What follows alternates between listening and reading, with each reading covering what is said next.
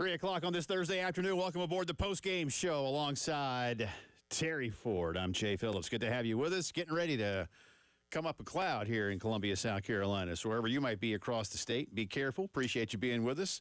Pops Frisbee's going to join us coming up just a little bit. We'll talk with him. I guess it was, 21 years ago? I'm not good at math. I think that's right. That he was in a similar boat to Rasul Faison and trying to get the NCAA to grant him an eligibility waiver and get on Lou Holtz's team, which ultimately, of course, did happen and turned Pops into a pretty cool national story there for a bit. So what was that like? We'll get into that for you. There is breaking news out of Washington today. I'll do my best not to bore everybody with political detail, but because it does matter, we'll get into it. But there's yet another college sports bill that has been introduced in Congress. And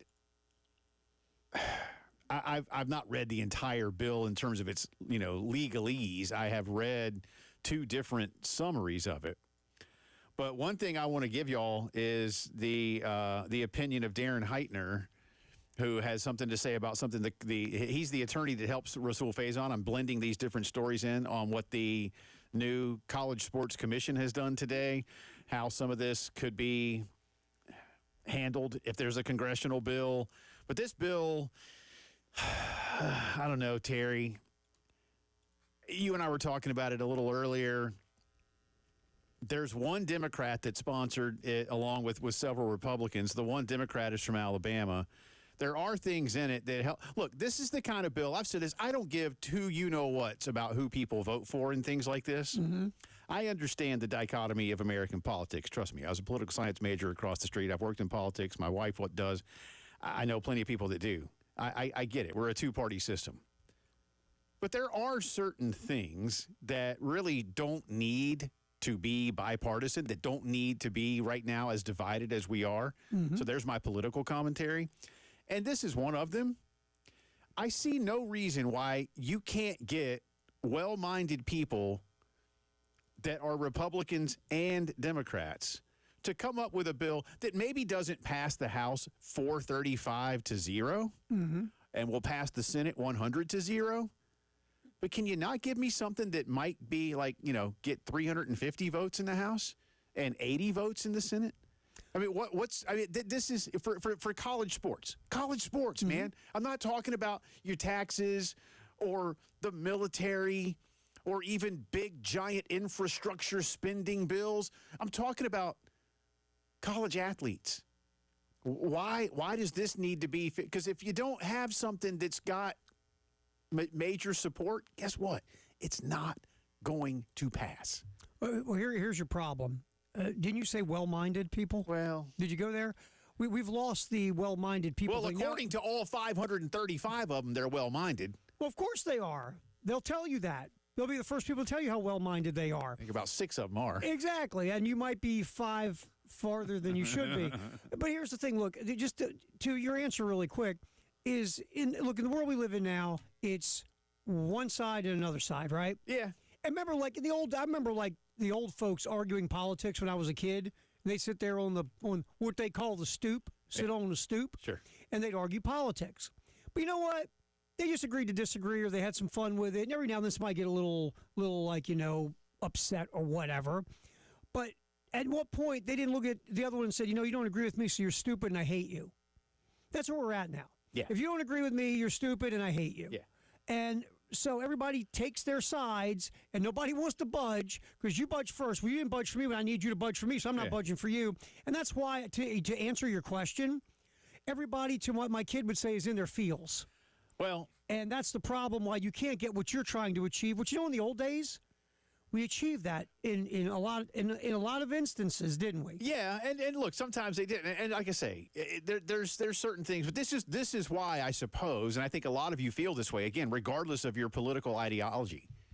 This is why we don't need Congress to do this. Right. And yet we have now seen clear evidence over the last couple of decades that the schools themselves can't do it. And this goes back to one of the points that I've made, and now I'm going off on a quick tangent before I come back around to the meat of the news story.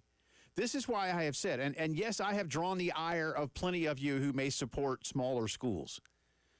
Because I don't do this to knock smaller schools. I do it to illustrate a glaring reality.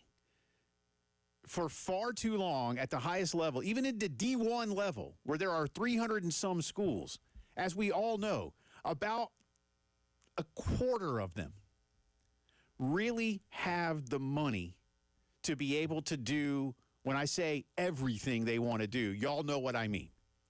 Other than that, most of them don't. And because they don't, they have continually voted against some of the things that the so-called haves want. And that's why a few years back, we call it the Power 5, now Power 4, but officially they more call it the Autonomy 5, now Autonomy 4. They were granted autonomy to do more things, to make some of their own rules.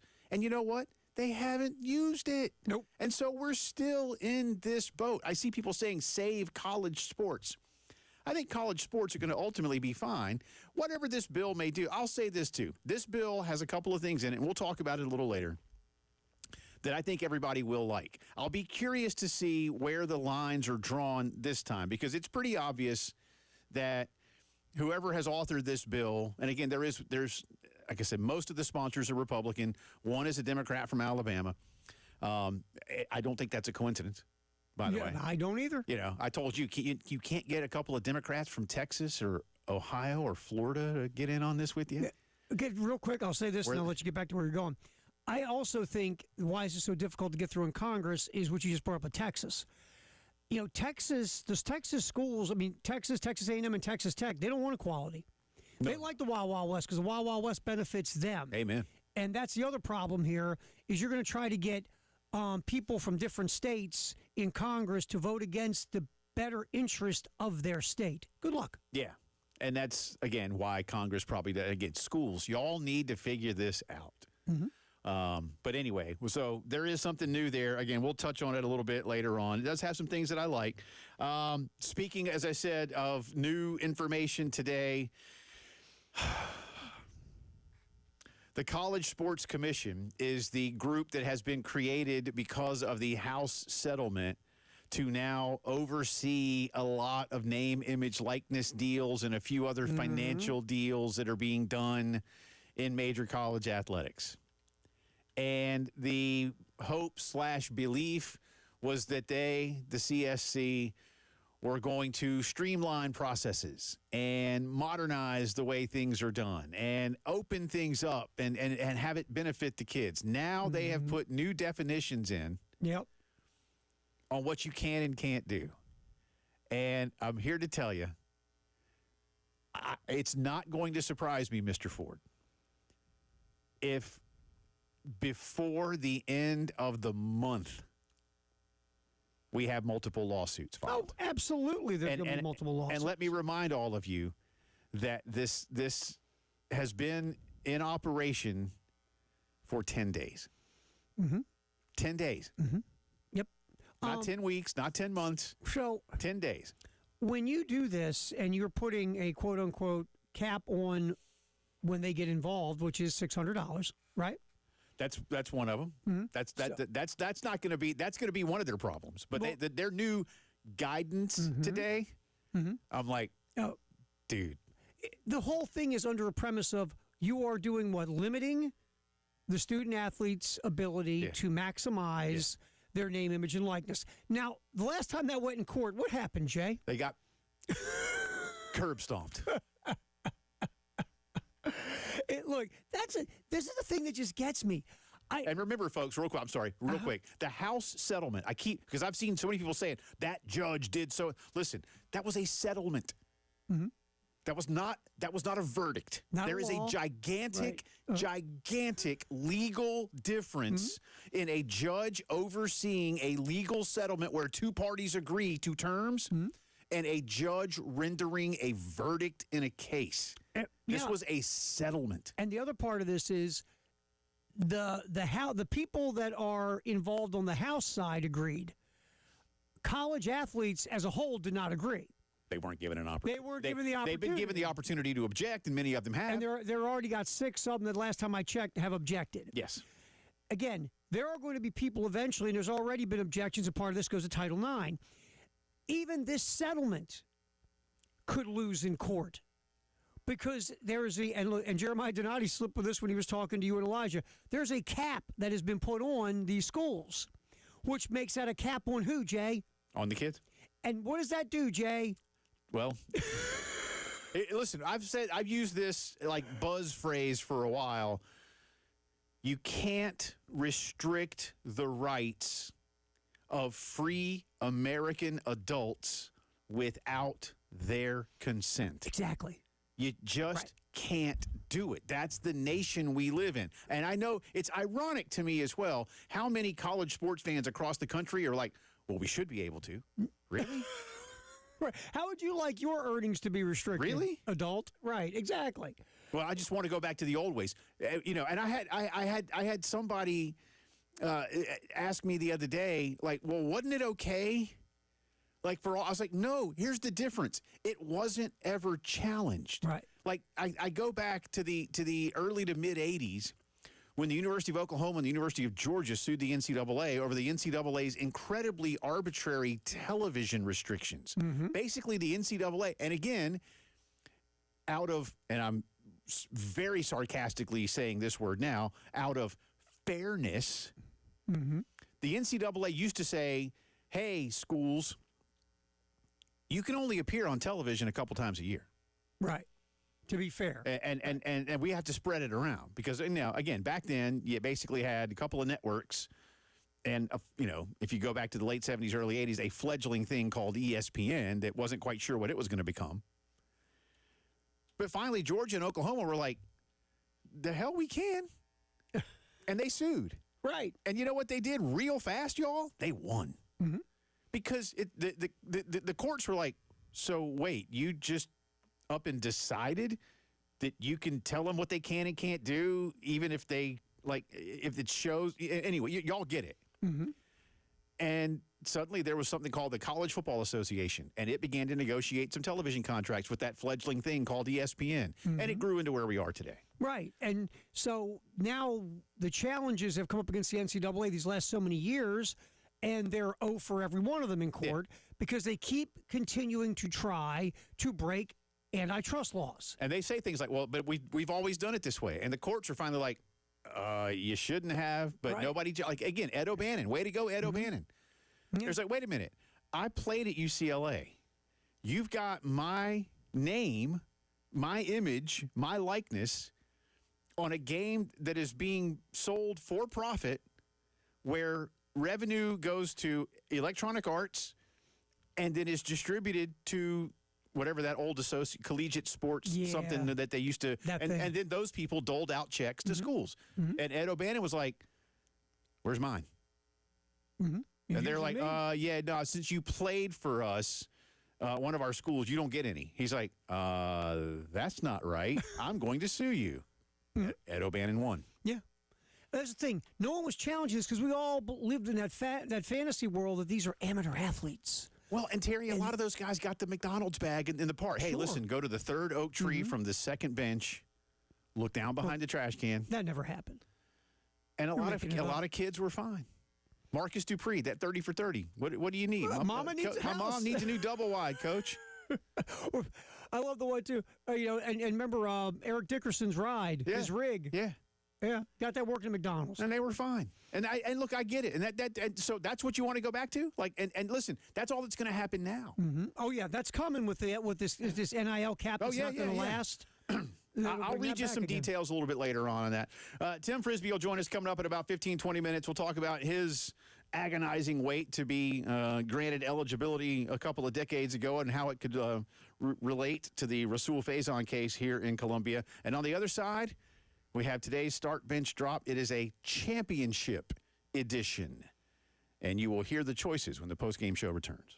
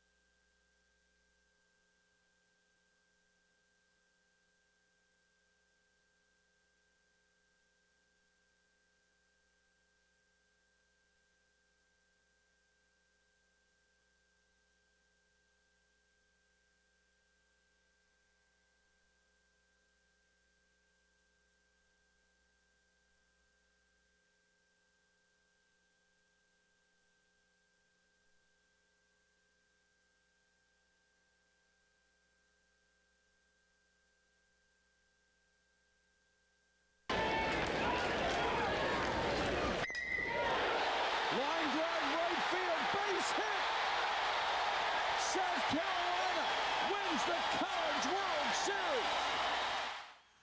Mike Patrick on the call as Whit Merrifield beat UCLA in Game 2 back in 2010 for South Carolina's first championship. Why do we play that? Now that figures into today's Start Bench Drop. Welcome back. Alongside Terry Ford, I'm Jay Phillips. Today's Start Bench Drop, again, championship edition. The Gamecocks, of course, have played. Actually, the Gamecocks have not been in one of these yet. And it's not Gamecock specific. Today's Start Bench Drop. The College Football Playoff, the College World Series, and I do mean the College World Series, not the entire tournament. Right. Or March Madness, which I do mean as the entire tournament. I could have said Final Four or Sweet 16. Mm-hmm. But because we love those first couple of days so much. Mm-hmm. So Start Bench Drop, College Football Playoff, College World Series, March Madness. This one's easy for me, man. Okay. Bam, bam, bam. Okay. No problem. How about you? Yeah. I think so. Yeah. Me, this is the easiest one for I me think personally. So. Yeah. But I don't know. I mean, and what I like to do is get opinions from people. I love those of you who hit us, and I haven't thrown it on Twitter yet. You can also hit us on the Firehouse Subs text line, 803-404-6100. I do like it when some of you provide your own commentary as to why. Because, again, look, these are all three popular things. I know the college football playoff is still, certainly the 12 team only has one iteration. But even the college football playoff as a whole is only, 12 years old now, something like that. So, whereas the College World Series and the NCAA basketball tournament have been around a long, long time. But I also know that college football is basically, at least in terms of television, is the second most viewed sport. Mm-hmm. And really not sport, just what do we say there? Because it's still football, right? Mm-hmm. I mean, the NFL is a runaway number one. And honestly, Terry, these days, college football is kind of a runaway number two. No, I agree. Yeah. And baseball and basketball, they're not struggling necessarily. But soccer and hockey are trying. I mean, like I saw something, and God bless it, because I know people that love hockey. But I saw something the other, like something had even. Now I got to go back and find it. Something sort of innocuous was more viewed than the final, game. They go to games. Did they go to a game? No, they didn't go to game 7. It was 6, right? Went 6 this year. Whatever it was. Game 6 had anyway. Hockey just struggles in large portions of this country because nobody plays it because it's usually it's a huge thing in Florida. I mean, the Panthers, Tampa, Lightning. But half of Florida is from New York and Connecticut. You tell me all the little kids don't go skating on the frozen ice in Florida in December? Playing hockey. Just saying that there's a lot of people that are that live in Florida that I wouldn't say are from Florida. You don't think? No, a lot of people move there for retirement. If you're running from the law, whatever, you go to Florida. Both are accurate. I assure you. I have a lot of friends who disappeared into Florida from my youth. Yeah. Along with those like Burmese pythons that are down in the Everglades. Right. They go out, they send those guys out looking for pythons. Hey, Billy, what is that over there? I don't know, but let's leave that one alone. That guy got a Rolex on? So, yeah, I mean, to your point, yeah, I mean, look, Major League Baseball and the NBA really depends on the market. They're both very kind of regionalized sports depending on your market. I mean, the NBA, because it's a younger audience and they market superstars much better than baseball. The NBA, it's easier to do. Right, because guess what? They have the ball a lot more. In Major League Baseball, your superstar goes to the plate, 4 or 5 times and stands in the outfield and picks his nose. Yep. I mean, so your perception is the NBA is more popular than everything but the NFL because of the way the NBA is marketed, right? Yeah. It's not true. The NBA, Major League Baseball are kind of even keeled in a lot of their metrics. Yeah. So it's NFL, college football far and away ahead. And then everybody else falls in line. Yeah. Yeah, and it's really not even close. But anyway, so there's Start Bench Drop for you on this Thursday. College football playoff, College World Series, March Madness. What you got? Yeah, hit us up, and I'll throw it out on Twitter in just a second here, and we'll start to hear from you guys in just a little bit. Again, a week from today, we'll be wrapping things up at SEC Media Days. Man, it's just flying right by. We hadn't even started yet. Next Thursday, Arkansas, Kentucky, Missouri, and Texas A&M will be on the docket. You know, you asked me yesterday about a couple of coaches, including Sam Pittman. Would he be coaching at Arkansas next year? And I think he will. Eli Drinkwitz is okay. He's got an interesting rebuild with Bo Prabula coming over, right, from Penn State to be his new quarterback. A&M, I think, is going to be A&M. Eight wins. I think there's every reason to think they'll go 8-4. And that's not even, I think some people these days say that in kind of a mocking way. I don't. I don't mean it personally. I mean it factually. And as I've said, I've gone and looked. I mean, it's not hard. Just go. Anywhere you want to go, go to their media guide. Go to any place that has records and just see. And over the, let's say since the formation of the Big 12, right, early 90s, they go 8-4, man. And I think that the reason we mock it, or not you, but the rest of us, is that all the resources, all the money they spend, the want to there. More money per win than any school in the country. They are spending tons of dough because they want to win a national championship or play for a national championship so bad it tears them up inside, right? Because they want to, and it drives them crazy. Texas is now back. Yeah. And so just watch them. I mean, all that creepy, weird stuff they do during games, that yell squad weirdness. I mean, everything about them is aching to win at the highest level, and they still are 8-4. Yeah. I think that's why we mock them. Yeah, and so many times, too, they'll start, 7-0. Well, last year, they came into Williams-Brice first place in the SEC. Yeah. Got curb stomped by the Gamecocks, and I don't think they won a game the rest of the year. Or maybe one. Maybe one more. Yeah, I think they were 7. Weren't they 7-1 when they came in here? I think so, yeah. And they finished 8-4. They got one more. So. In Kentucky, you asked me about Mark Stoops a couple of times this week. We've mentioned him. I think I told you yesterday, I do believe, despite how much they pay him and what a buyout might look like, there is an expectation of better than 4-8, obviously, right? I mean, winning 10 games is going to be tough for Kentucky, and I don't really see that in their future this season. But if they don't go to a bowl game again, you know what? And again, I don't mean this in any kind of negative way. I remember Steve Spurrier saying, just sometimes after 10, 12 years, 15 years or so, it might just be time. Rare is the coach anymore that is just at a place for a long, long time. Now, maybe today it's going to be a little easier for some to hang around longer. Look, when Kirby got the job in Athens, he was still relatively young, and I think he'll be fine. If Sark can continue to do what he's doing, he'll be fine. I still believe that ultimately, with all due respect to the University of Mississippi, that if that Lane Kiffin won't hang around there. Now, I will admit that a couple of years ago, I was like, future University of Florida head coach Lane Kiffin, and that still may be the case. It still could be the case.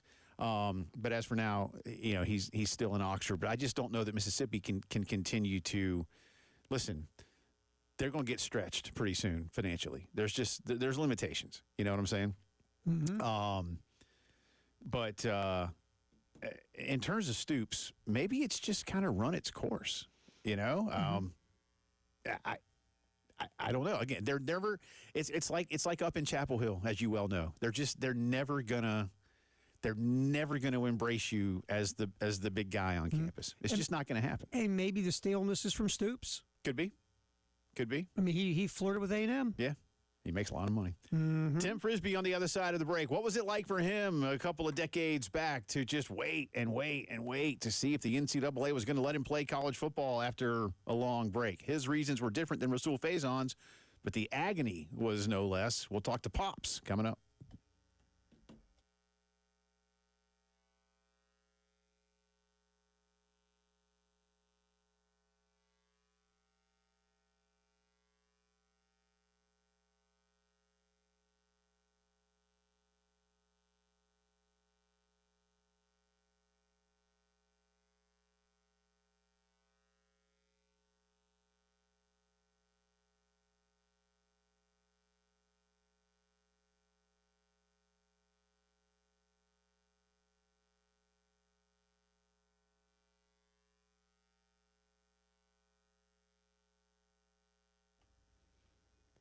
We talk a lot about the Nest, a Kreger showroom on Gadsden in the Vista.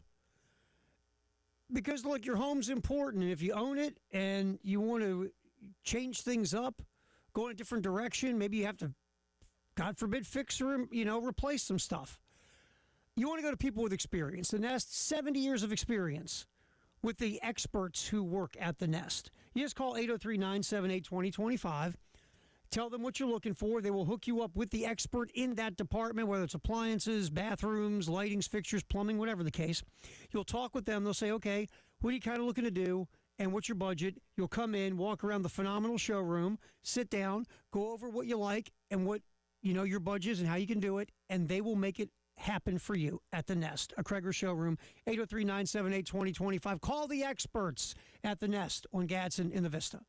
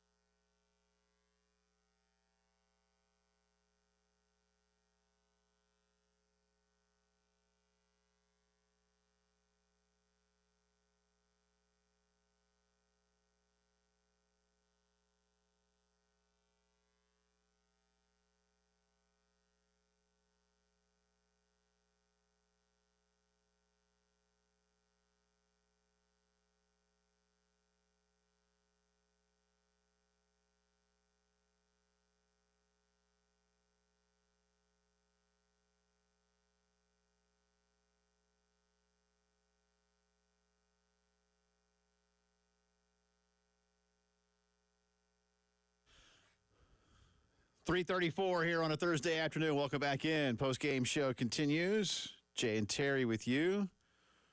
And we're joined on the guest line now by a guy it feels like is a regular part. I mean, I feel like we talk to him a bunch, even though it's usually just because we know he listens virtually every day and tweets at us a lot. He is Tim Frisbee, Pops, as he is more affectionately known. Appreciate his time. How are you, sir?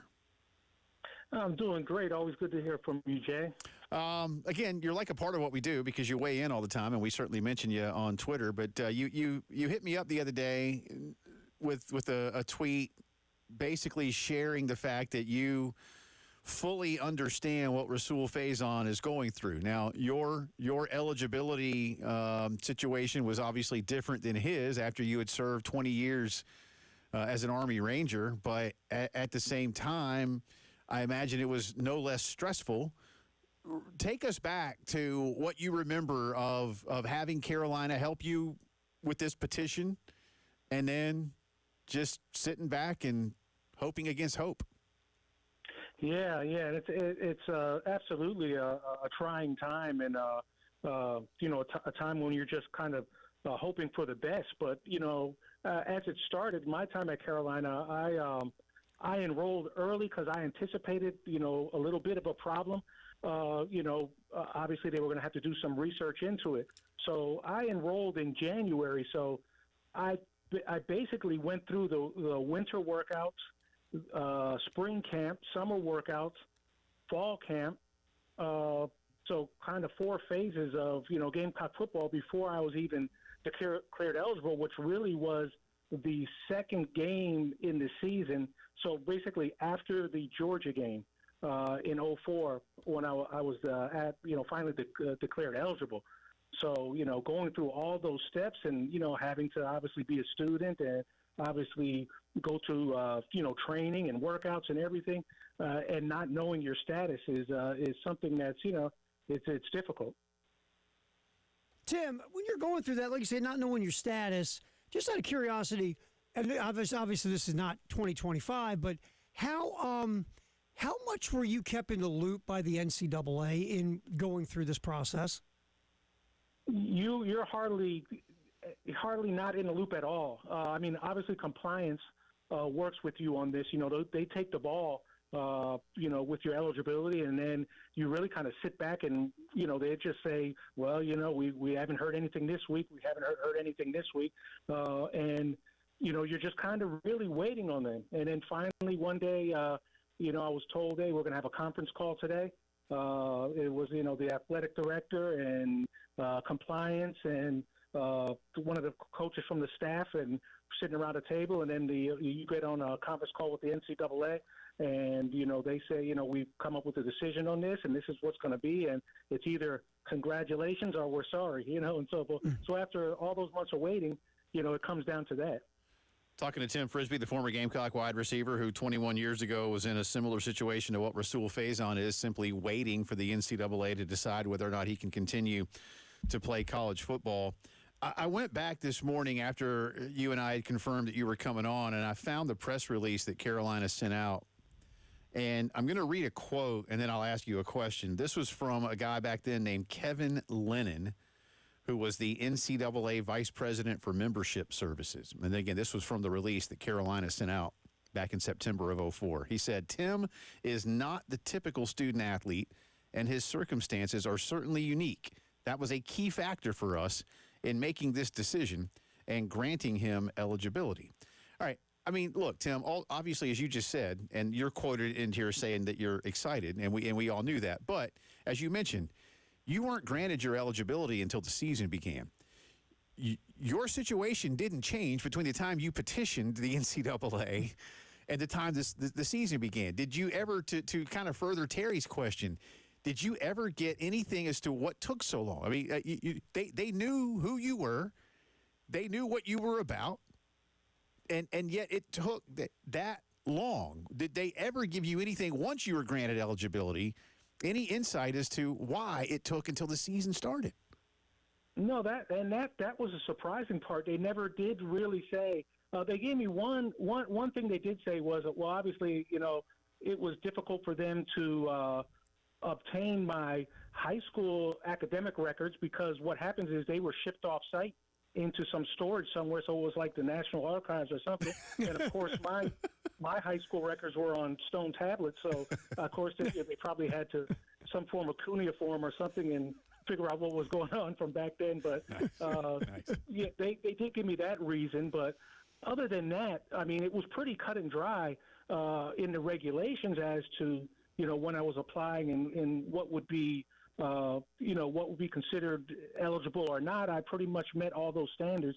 So I guess you could say that, my old academic stuff, and there was really no clearinghouse when I came out of high school, so you didn't go to that. So maybe they had to jump some hurdles there. But in Faison's case, they should have everything in front of them to kind of make a decision within a month or two, you would think. Yeah, and you're from Allentown, Pennsylvania. It's not like you're from some backwater burg. You're from a pretty good sized town, and I don't disagree with you that back then when records were literally on paper and put into a box and sent somewhere, but it isn't like today. Oh, fine, here it is.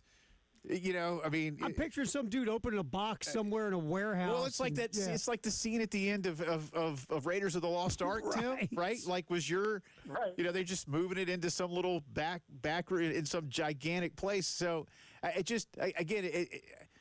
don't know what that was like for you to try and just go like, well, what more can I do for you guys? Exactly, and what made it even more frustrating at that time was that I came into I had been in Carolina's academics for a year, so I had a year of semester hours academics, and it was 4.0. So it wasn't that. Why would you have to go back and look at the high school? I'm already in college. Yeah, Carolina let you in, right? Yeah, right. Exactly. Hey, Tim, if you could go sit down with Rasul Faison and just say, hey, look, dude, let me just give you a little bit of advice on this thing. I've lived this. What would you say to him?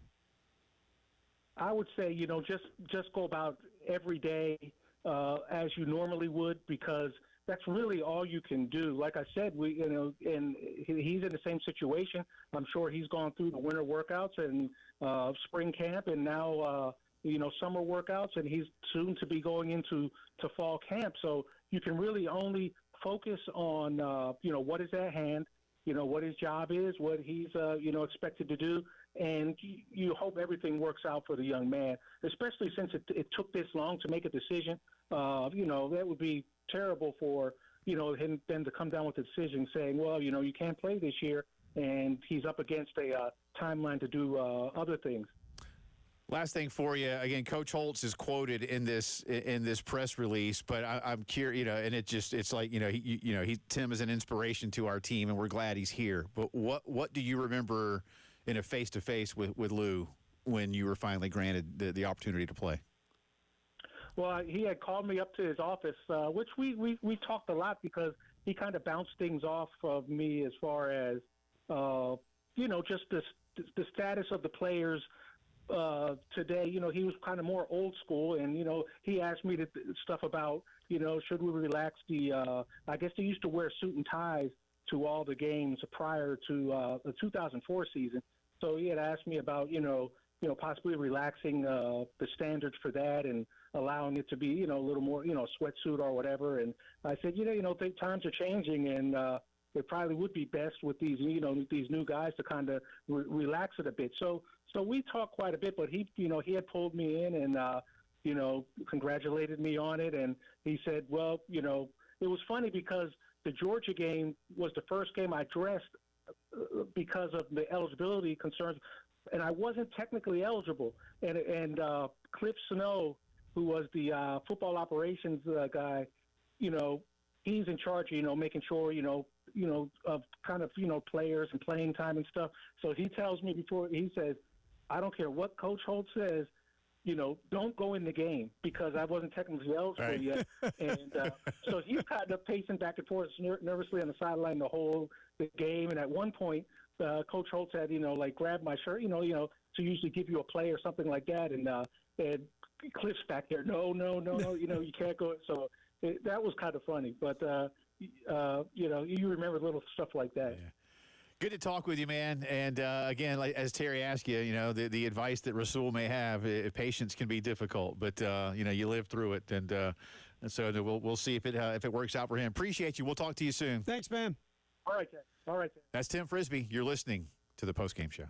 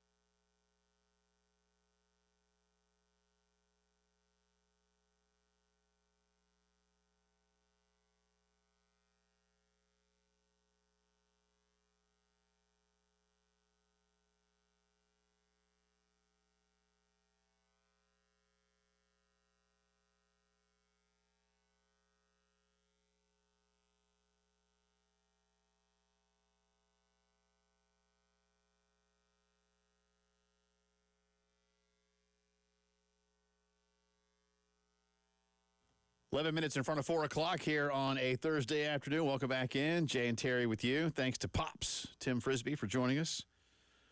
Yeah, I mean, we've all, Terry, been in situations where we've had to wait for things, and certainly it just depends on what it is. I mean, sometimes you might be waiting for, I mean, I don't want to bring people down. Maybe you're waiting on medical news, and it's agonizing. Or, you know, if you're a parent, why is my kid not home yet? And what are you doing out?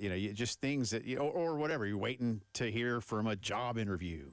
Did I get the job? Kids, I'm getting ready to have, and you just had your youngest get into college, but the wait, did I get into the schools I want to get into? I've got one that's going to be doing that next year, and thank God that'll be my last one too, man. But I've seen the agony, and it's hard, and especially when you feel like you've done everything right, and those around you are saying those things publicly. So their, if you will, reputation might not be the right word, but when Shane Beamer and Jeremiah Donati come on this radio station, or stand in front of a microphone at a press conference, or go on with some other media outlet and say, we've done all we can. We love the kid, and he's done everything right. They're sticking up for it. They don't have to, and they didn't have to do it at all, right? They had a good feeling, and then you just well, what's are you just not talking about it in Indianapolis? What's happening? That just, you know what I mean? It's just I still just don't get it. I mean, if you say no, you say no. Okay. I guess that's the biggest thing here and we were discussing this yesterday, and when you hear Shane talk, Shane's like, we're no one's telling us anything. We just say, ask us for information, we give it to them. Right. And Rasul Faison hasn't heard anything, obviously. I guess that's my deal on this.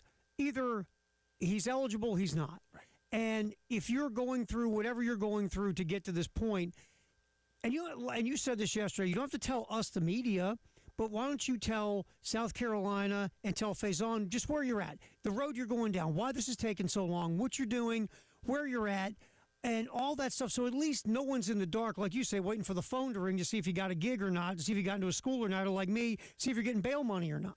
Oh, it slipped. But it's one of those things that I think that's the biggest thing with all this, Jay, is everybody's kept in the dark like the NCAA is the CIA. Come on, man, what are we doing? Well, and again, look, and I'm going to be a smart aleck here to make my point, but are you going to tell me that there's somebody in Indianapolis who, for the last, let's just say, 4 months, spends 8 hours a day just looking at the Rasul Faison file, right, and still can't make a decision? I know they got other things on the docket, but nevertheless. So, but appreciate Pops, and keep pulling. It was great to hear his story. Yeah, it was. Keep pulling for Rasul Faison. All right, Terry's ready to. We didn't get this. I got to get the opening the vault noise. I really do. They have the opening of Thriller, Michael Jackson. Yeah, you can do Just that. get that. That's kind of cool. You can use that But it's the vault. short term. What do you got? Time to hit the vault. This day, 1999, my man. Team USA wins Women's World Cup over China in sudden death. Americans win 5-4 in penalty kicks. Brandi Chastain with the game winner. Yeah. And I know you've probably asked this question so many times, and this question was asked to Brandi Chastain on some show about the most important piece of attire that everybody talked about, which was the sports bra. It's good times. Where is that sports bra, by the way? It is in a frame in my house. We don't get to hear this story a lot. I know you tell it often, but when you're walking up to that penalty spot, what was that emotion? Because you had to make it because this kid was next, and you knew that wasn't going to go well. Oh, God. I mean, that's added pressure. Well, I'd like to say that I remember that you would have been next, but I didn't even know what number I was, honestly, in the order. So when I went out to the middle, I was just waiting for someone to say, okay, it's your turn, because I didn't know. And then I thought, I can't ask because that could throw somebody off of their preparation. And so I just waited. And then once Bri made the save, I was like, okay, we won. So there you go. Good stuff. That was the weekend. I was in Connecticut. I was at a bar in a Marriott I don't think we were in Trumbull, Connecticut. I forget I can't remember what Connecticut town, because it wasn't Trumbull. That's where my wife was in her college roommate's wedding. Okay. Colleen and John. And we were at the bar waiting to go. They had already gotten married, and we were in the transition between going from the wedding back to the hotel for a bit, and then we're going to have the dinner and reception later. And so there's a bunch of people in like suits, right? And then people just at the bar at the hotel. And the place went nuts, man. Yeah. It was crazy. I've always, It was. I'll never forget. I was at It's so just cool. some random Marriott hotel in Connecticut, waiting to go to a wedding reception. the one thing that moments when the Americans, whether it's the Olympics or like the World Cup or whatever, when it's Team America and they're like involved in winning championships, it's so cool to be in a public place like that where everybody is Team USA Yeah, and it was something awesome. good happens and the place just goes insane. Yeah. Yeah, I remember watching. I watched pretty much. I had the whole game on my TV. You know how much I love soccer. Yeah. Because it was such an event and such a big thing. That team, that women's soccer team, was so dominant. That was good. And Brianna Scurry was awesome that day, too. Absolutely. No doubt. Hour 2 coming up.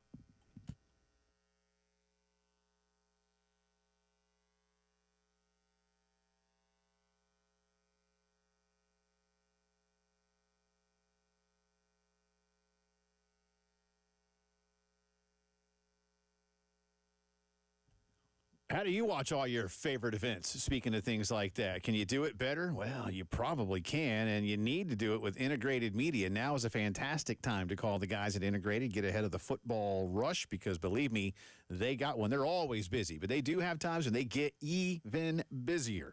So call 803-948-8327 and let one of the great folks at Integrated come into your home and tell you what they can do. Listen, talk about a budget. Talk about what you want. Maybe you already have a cool home theater setup. You want to go next level with today's equipment and technology.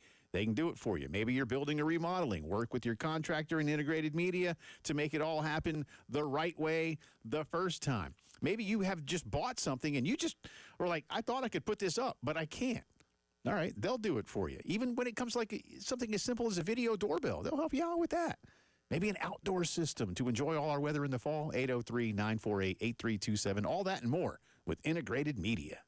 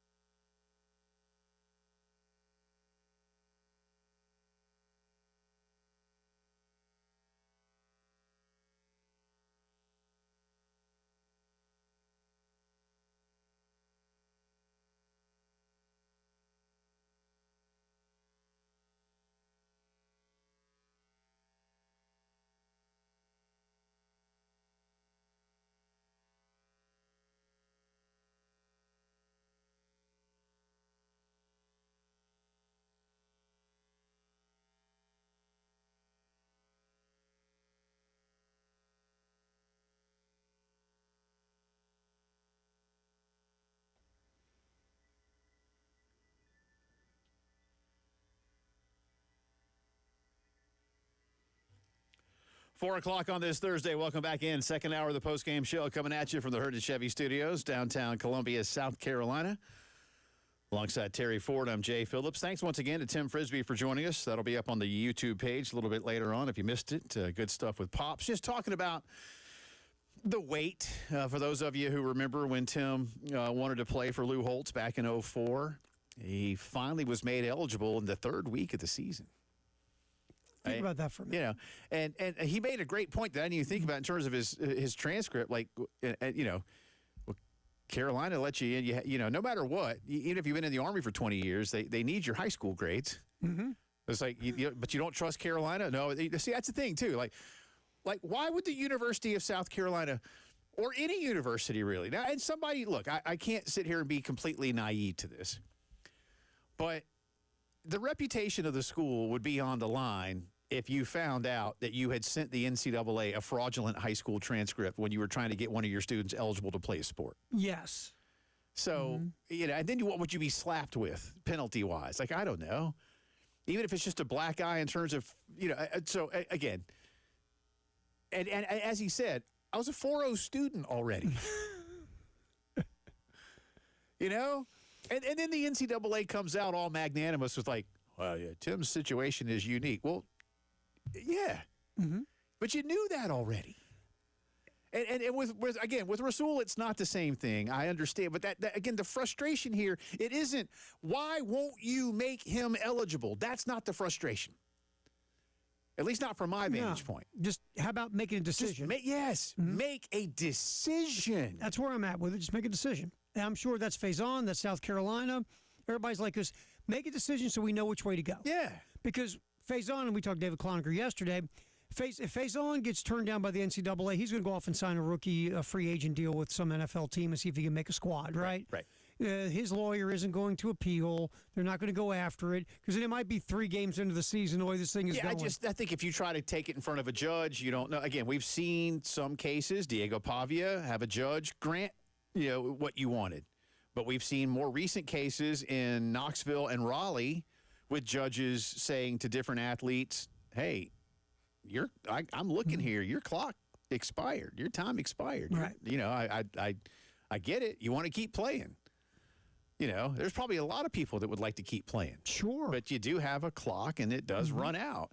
And in Rasul's case, that most of you know this by now, but that's his challenge here is he and South Carolina have submitted what they believe is the proper petition to show that his eligibility has not expired. And look, we're obviously not privy to what the NCAA is thinking, doing, what the process is, whatever, but it just feels like on the surface, looking at the timeline, he should have a year left. Looking at the timeline. They've certainly made a strong case for it. It feels that way, right? They've certainly made a strong case. Now, again, the NCAA says no because of Lackawanna, even though you didn't play or whatever, or the gray shirt year you didn't play. If they're going to say that started the clock and now he's out of eligibility, okay, we can agree to disagree, but just make a bleeping decision and move on here. This doesn't seem that hard, does it? No, and that's just it. Just make the decision. You certainly, fans and Rasul and his family and the coaches and everybody, you want him to be granted that year. But if he's not, he's prepared, and he's publicly told us how he's prepared. But that's just it. Like, what are we? And look, we asked David yesterday, to your point about talking to DC yesterday. I don't. If this drags on, I mean, David didn't give any kind of hard date, and nobody has, from what we understand. But David's point was, most NFL training camps are going to open by the last week of the month, so 2 weeks ish. Within the next 2 weeks, the vast majority of 32 NFL training camps will be open. And if he's not yet gotten his decision, this won't be like Tim Frisbee.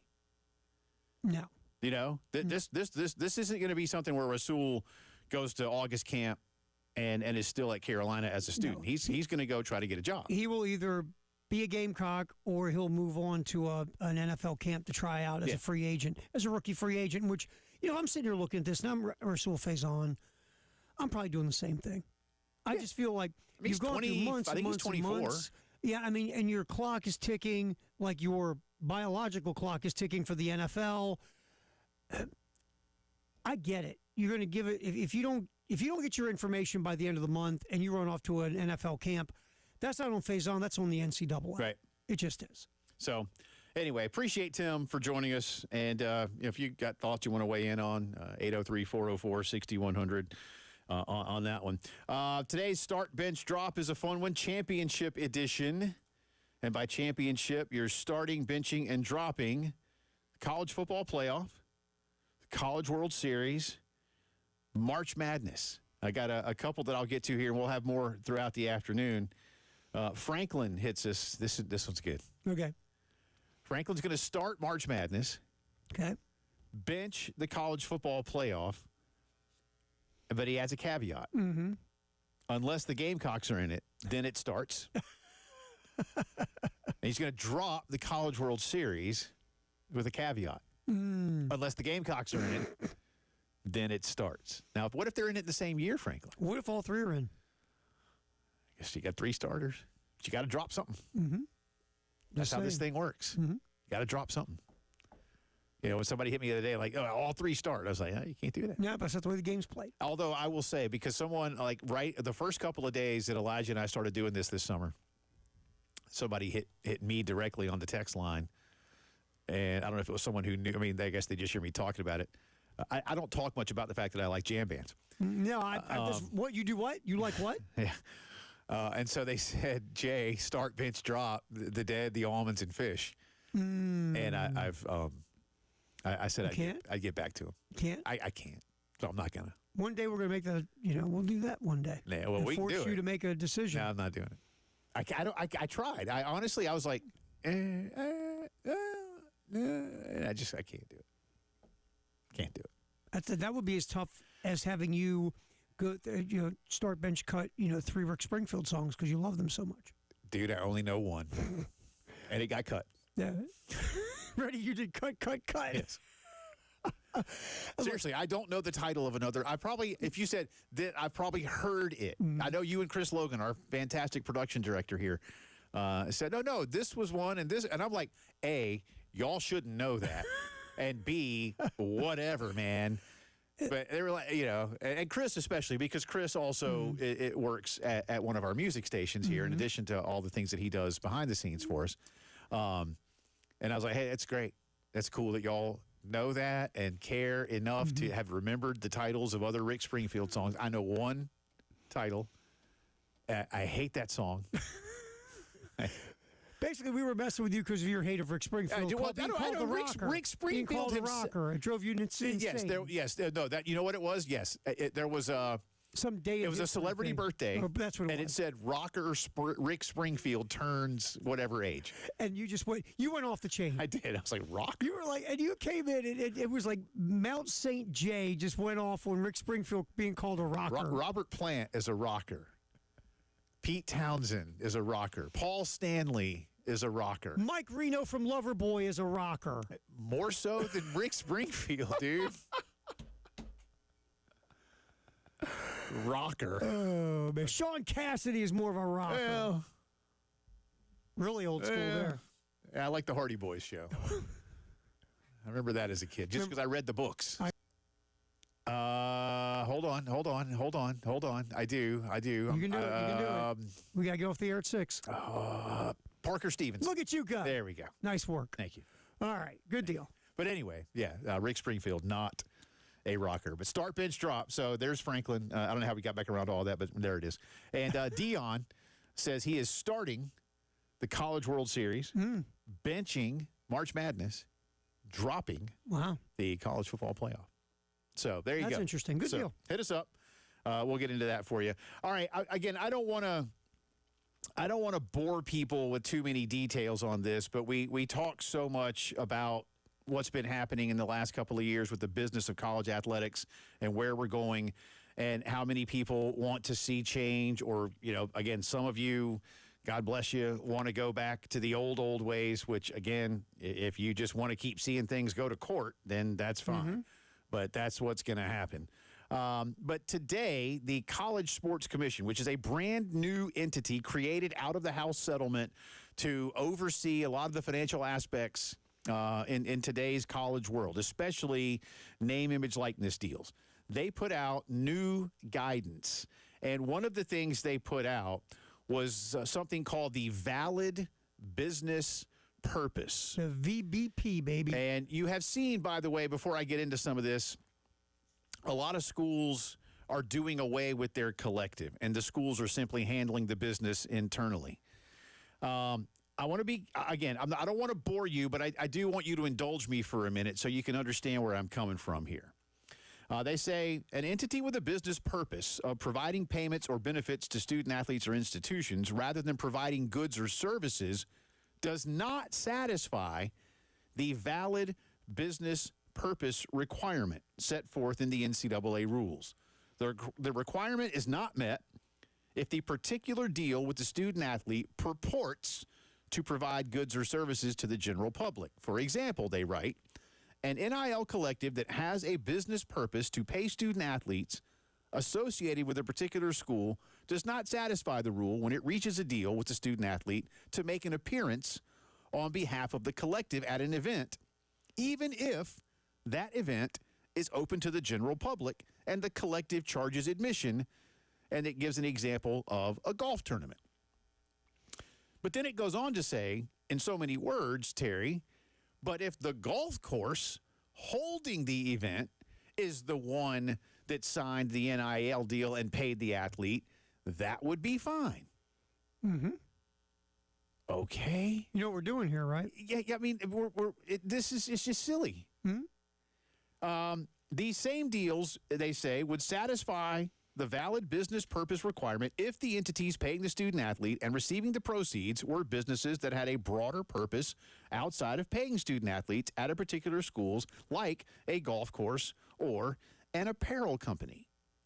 So in other words, if here locally, Garnet Trust wanted to pay student X, and I'm not going to name names because I don't want anybody to think that I'm trying to make an example of any student athlete, but so, you know, John Q student or Jane Q student, to come to a Garnet Trust event at a golf course. Right. You couldn't. Nope. But if the golf course were to call the Garnet Trust and say, we'd like you to facilitate a deal for John Q and Jane Q student to come, and we're going to give you the money, then you could. Mm-hmm. Mm-hmm. Same money. Same event. Same student. Again, so and this, ladies and gentlemen, the reason I bring this kind of thing up to you, and I've streamlined it as best I could, and I use that word on purpose, is because this is supposed to streamline the process. Right. That's streamlining, right? No, it's the opposite. You've made it more confusing. You made it more confusing and more clunky. All you're trying to do, you know what you're trying to do, and you can put all the different words, you can put window dressing on it, and you can put lipstick on it. You're trying to crush the collective. That's all you're doing is crushing the collective, because that's obvious. Because if the golf course gives the money out, and the golf tournament changes the name of the event from a Garnet Trust to something else, you can give the money. Yeah. But if the collective's involved, it doesn't work. Hey, look, I get to be fair, I get what they mean, but getting what they mean, accepting what they mean, does not mean I agree with it. Right. It just makes everything worse. And I know what they're trying to say is we don't want it to be pay for play. Mm-hmm. Okay, but it's still the same money. And again, this just comes back to, and Darren Heitner, who has been very successful. Again, he's the attorney that Rasul Faison hired, not for a case like this, but he's handled some other NIL cases. I'll read you his tweet on the other side. Mm-hmm. And let's see what a successful NIL attorney thinks of this. I imagine you have an idea, but I'll give you specifics when the postgame show returns.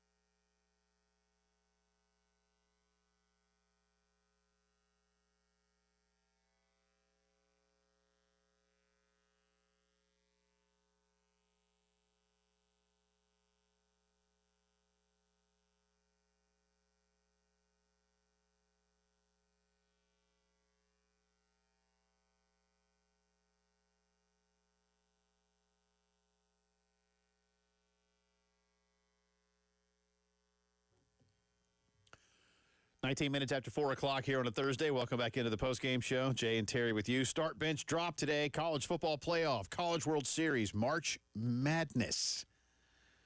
Which one's your favorite? Which one simply should just find somewhere else to play? And which one comes off the bench? There you go. Yeah. So college football playoff, College World Series, March Madness. Got a few more we'll get to throughout the course of the afternoon.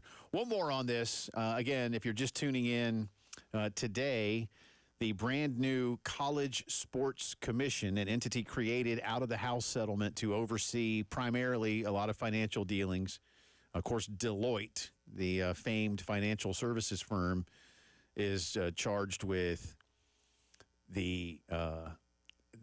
determining the value of these things, the fair market value, which again, typically in a free market society, the value of something is what someone's willing What to pay someone's for willing it. to pay, which again goes to what does that go to again, Jay? Freedom. And I trust. Okay, yeah, sure. I don't know. I just We keep coming back to the same place. yeah. And with look, this. we're not. I make no secret of my stance on these things, and I understand that there is a big percentage of fans that want some kind of guardrails and rules that stick. So do I. So does everybody. How do you Everybody get wants that? that. I mean, How do you get we are a nation of laws, but that's just it. So many of our nation's laws have been broken by the rules of the NCAA, and you can't have it both ways. Isn't that ironic? Well, Yeah. let's go to that twist real fast. The NCAA has basically spit at laws for 70 or 80 years. Yes. Now, because they can't figure out their own mess, now they want laws to bail them out, Right. which is It's interesting. incredibly ironic. Very. And again, I know this is beating a dead horse, but I'll do it again for just a second. I mentioned the Ed O'Bannon case, and I always say this: the Ed O'Bannon verdict was rendered in August of 2014, so nearly 11 years ago, and it took a little while, but the suit had been filed years prior. If at that point, and you and I discussed this when we used to do the old halftime show together, Elijah and I have discussed it. I'm sure you've discussed it with Tyler. I'm sure many of you have discussed some of these things. If at that moment, when Ed O'Bannon's lawsuit was filed, if Mark Emmert had gotten together with the most powerful members of his different boards and committees and said, listen, we gotta, because at that point, Terry, I promise you, they got legal advice telling them, hey, this is against the antitrust law. We can't just take somebody's work and not pay them for it. Like that's not allowed. And if they had just slowly but surely started to modernize and put in a process, maybe you don't get challenged. And maybe you still do, but the likelihood is lessened. But instead, you've had this flood because everybody knew. And so, again, when I see people say, so for X number of decades, it was perfectly fine. No, it wasn't. But no one legally challenged it. Again, that's why I mentioned when the University of Georgia and the University of Oklahoma challenged the TV rule, the federal courts were like, yeah, Georgia and Oklahoma, congratulations, you win, because you can't just say you only get to appear so many times. If ABC, NBC, CBS, whoever was doing the broadcasting said, we want to put Georgia on every week, Herschel Walker's freaking good. And that's pretty much one of the things that was doing it. There was like, people wanted to see Herschel Walker, Terry, and they didn't get to. The thing about it with me is, when people talk about, well, why did this go on for so long? That is the point, that no one challenged it in court, because every time anything with the NCAA has been challenged, who wins? Not the NCAA. Not the NCAA. And I think the other part of this is the NCAA, to their credit, played this sham for so long, we started to believe, oh, these are kids. Right. These are just kids. These are college kids. They can't put their underwear on without our help. They can't balance a checkbook. We need to do it. We can't give them any money because they're kids. So we all bought into this quote-unquote amateurism, and that these are just kids, and we can't treat them like adults. Well, they're 18. Yeah. So you might not like this. They're adults. Yeah. And I know people who are 40 that can't balance a checkbook. They even can if get you have a drafted to checkbook. go to war, then you can, Right. you can share some of your revenue with Yeah, and I think that's part of our mindset and why people weren't challenging the NCAA for so long, is we thought, well, this is right. Yeah. This is the way it is. Yeah. And, you know. and it wasn't, and it's been proven. But anyway, Darren Heitner is a very successful attorney in South Florida. He's handled several successful NIL cases, to Terry's point. Who wins these things? Not the NCAA. And Darren has been at the forefront of helping several of his clients win their cases against the NCAA. And he, again, it could be for a host of issues, including eligibility. And just as an aside, although it does not matter so much to this particular topic, but Darren is the attorney that's been hired by Rasul Faison to help guide him through this process should he need him. That being said, Darren today said the following. Today, the College Sports Commission confirmed the importance of ensuring more lawsuits will be filed for violations of antitrust law and a preference to go back to the days of deals brokered under the table. This industry, college athletics he means, never ceases to amaze me. Killing NIL collective deals only hurts athletes. How many have signed deals who may now be told that the money they were promised goes up in smoke? I've not yet heard of a deal being rejected. There will be lawsuits once that happens. The College Sports Commission is banking on ARPAS, but it is okay for the Alabama collective to pay the athlete to appear in a commercial for Nick Saban's car dealership. There you go. So, again, I understand what the CSC wants in principle. But here again, I come back around to find a form of collective bargaining. I don't know what that looks like yet. And somebody asked me earlier today, like, wouldn't contracts help with this? And somebody else, because I mentioned it's time for a CBA, wouldn't that mean that the kids have to be employees? Yes, it does. It also means that you would get in line with several other schools who have kids that work part-time at the library, while being on scholarship. Yes, at the bookstore, at the ticket office, as resident advisors, as teaching assistants. And they can all be employees. They all get a paycheck from the school. Yeah. To do those things. And my daughter's under scholarship, University of Colorado. She also has been a tutor at times, paid by the university. Right. So it happens. People do it. It's okay. There's an existence out there. Yeah. Look, I've been saying this even before I got here. When you and I were hanging noon to 3, the only way this gets fixed is collectively bargain. And I know that these universities and these presidents and all the power brokers in collegiate athletics, the last thing they want to do is sit across from a 19-year-old kid or someone representing a 19-year-old kid and hash things out. I get it. And a lot of these people, and this epiphany hit me, Jay, that a lot of these people are older, correct? Yeah. And they're in a certain position in life. Yeah. And the last thing they want to do in their mind is drop themselves down to the level of having to bargain with teenagers. Correct. And that's the biggest problem here. Yeah. And I'm afraid it's going to... Listen, the only other way to do this is to get a law passed and signed that gives college athletics an antitrust exemption. And even then, that law can be challenged. Absolutely.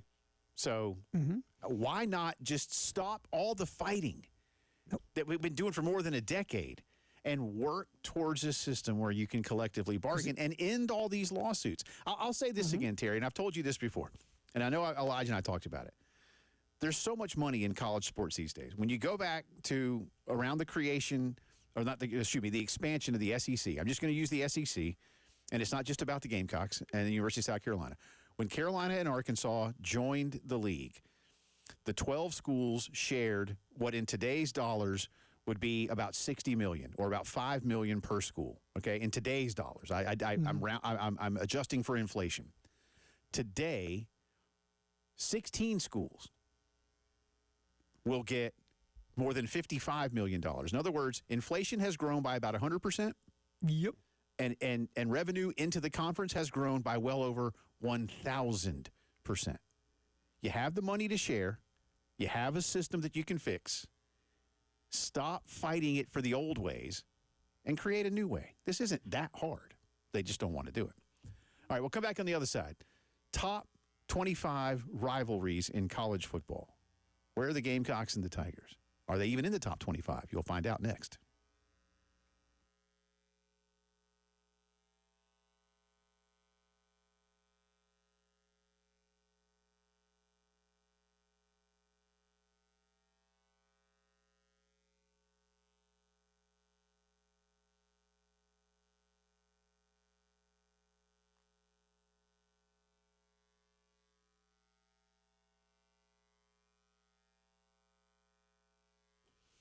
Griffin Pools and Spas, ready to turn your backyard dreams into a long-time reality. Have you just been wanting a pool, you and the kids? Maybe you've been to a cool hotel and said, all right, maybe you don't have something this big, but what if we had a pool, kids, and a slide? Or maybe that little tanning deck, to just enjoy a little bit. Or maybe you've already got a pool. You want to enhance it with a spa or a hot tub out back. Griffin Pools and Spas is ready to help you out. They'll come over to the yard, see what they can do for you. And listen, it could be a smaller budget or the biggest budget you got. They'll make that pool happen for you. It's that simple, all right? Griffin Pools and Spas has been where they have been right near Lake Murray Dam for many years. Stop in and see them. See their example pool. They'll come out and show you all the things they can do for you. If you've already got one, accessories to keep things nice and clean or just make things look even cooler out there, grills and so much more too. Always online to learn more, griffinpoolsandspas.com.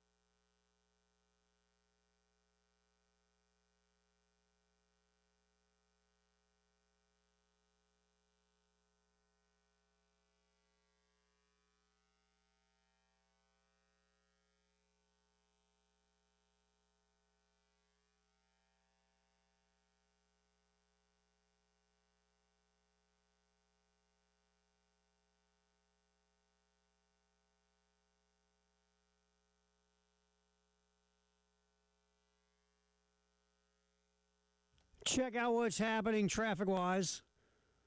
Accident reported in Columbia Highway 321 at Glen Road. Also, I-26 eastbound right before the St. Andrews Road. It's exit 106.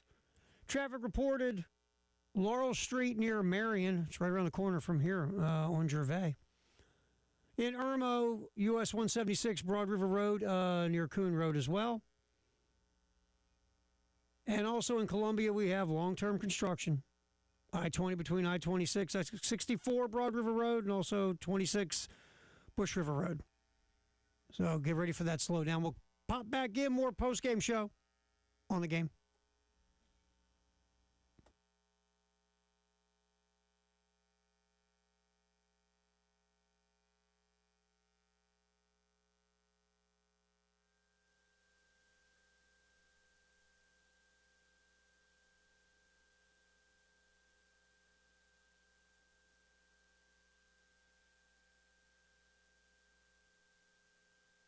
The longest, toughest postseason climb in the history of the sport.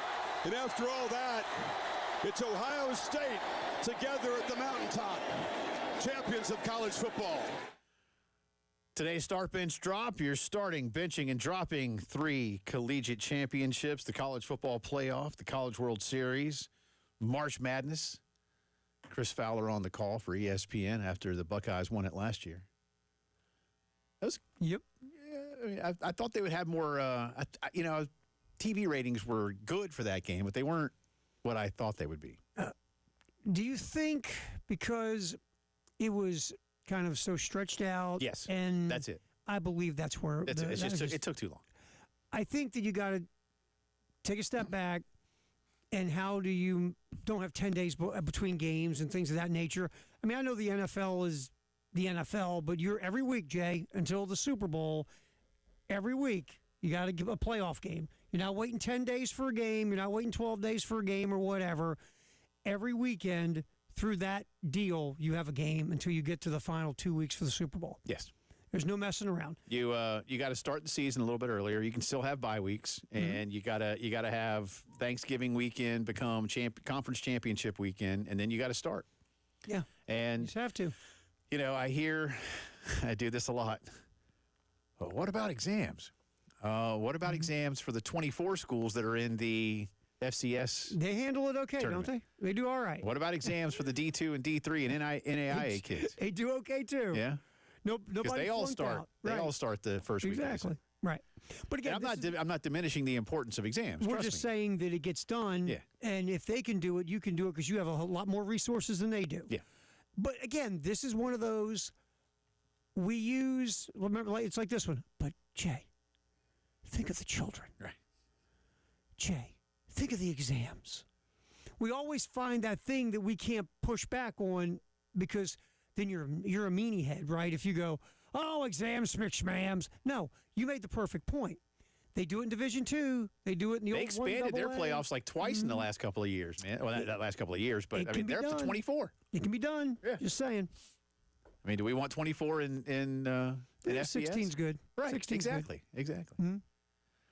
Top 25 college football rivalries. This is from Scott Dockerman of The Athletic, and God bless him. I don't know who the editor is that tasked him with this. Mm-hmm. But this is an unenviable task. But you can't He win actually here. did 100 of them. I'm just going to give you the top 25. And you can't win No. if you're him. The first few, Very the, easy. the top, Yeah. and I'm going to go from 25 to 1, and we'll race through a couple of these, and see. Again, it is that simple. I promise you, it is that simple. It is that simple. And here's how I know it's that simple, because number 24 is the South Carolina Clemson game. And they keep playing. They're in different conferences, and they have been for 50-something years now. They find a way to keep going. And they keep playing. They do. And we see other rivalries that are non-conference. They keep going. Now, you know, Does Georgia and Georgia Tech still play? they do. How they do that, though, Jay? Because they schedule it and they play. You think they make phone calls? They don't have to. They schedule They it? just Yeah. schedule it and play, man. It's not that tough, man. You know, you make a phone call about like, hey, you going to be a so-and-so the night before? We'll go have a beer. So is Florida finding a way to play like Miami and Florida State? Yep. But they're not in the same conference. Nope. How you do that, Jay? Because they schedule it and they play it. Okay. If you say so. It's that simple. Some of you around here may think that's too low. I don't disagree with you, but there's a lot of subjectivity here. Yeah. But number 24, Carolina Clemson. Number 23, the Egg Bowl, Mississippi and Mississippi State. Number 22, the Iowa-Wisconsin game. By the way, the Egg Bowl has been played since 1901. Carolina and Clemson first played in 1896. The Iowa-Wisconsin game first played in 1894, but they've only played 98 times. There you go. Number 21 is Washington, Oregon. It's not the Apple Cup. It's the Washington, Oregon game. 117 meetings, first played in 1900. Number 20, I think this one should be a little higher. Not kidding. Harvard, Yale. It should be higher. The game. Yeah. The game should be higher. I get it. It's Harvard, Yale. It's Ivy League. It's not what it used to be in terms of having great, players and athletes and whatnot, but still, it is a great rivalry. But it's number 20. This is one where Carolina, Clemson, and maybe Egg Bowl fans and Bedlam fans, it should be like, what? Kansas, Missouri is number 19. They haven't played in a long time, man. One school just started caring about football for the first time in maybe ever, Kansas. Mm-hmm. And Missouri, They're kind of, yeah. but that's number 19, according to Scott Dockerman. And, that doesn't get played anymore because they're in different conferences. I mean, don't get me wrong. I know people from Kansas City that there's a hate with Kansas and Missouri, but they haven't played in a while. They try to play every so often, right, at where the Chiefs play. Yeah, at Arrowhead. but it's not a consistent rivalry. No, like not you anymore. said, Kansas didn't even know how to put on helmets till the last 10 years. Right. Number 18, Michigan versus Notre Dame. They've only played 44 times, but they first played in 1887. But it's a big names. It's big names and big brands, right? Yeah. But is it that big of a rivalry in... They should play more. Yeah, I guess that's what I'm saying. Notre Dame should join the Big Ten. Number 17 is the Auburn-Georgia game. Listen, sometimes there is more hate in this one than there is for the Georgia Tech game. Oh, absolutely. Maybe not for the Iron Bowl, but there's probably – but these two schools do not like one another. No. And I am friends with alums of both schools, and they really do. They do not like each other. Number 16 is the Michigan State game. First played in 1898. Number 15, Texas versus A&M. Glad they're back. Again, they suffered the same thing as the Bedlam game. They once one team left the conference, we don't know how to schedule each other.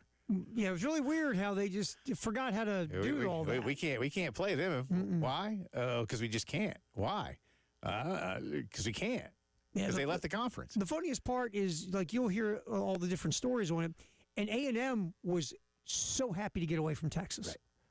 So happy. I just heard from a Notre Dame fan Of course you did. on my text line. I'm just kidding, Notre Dame fan.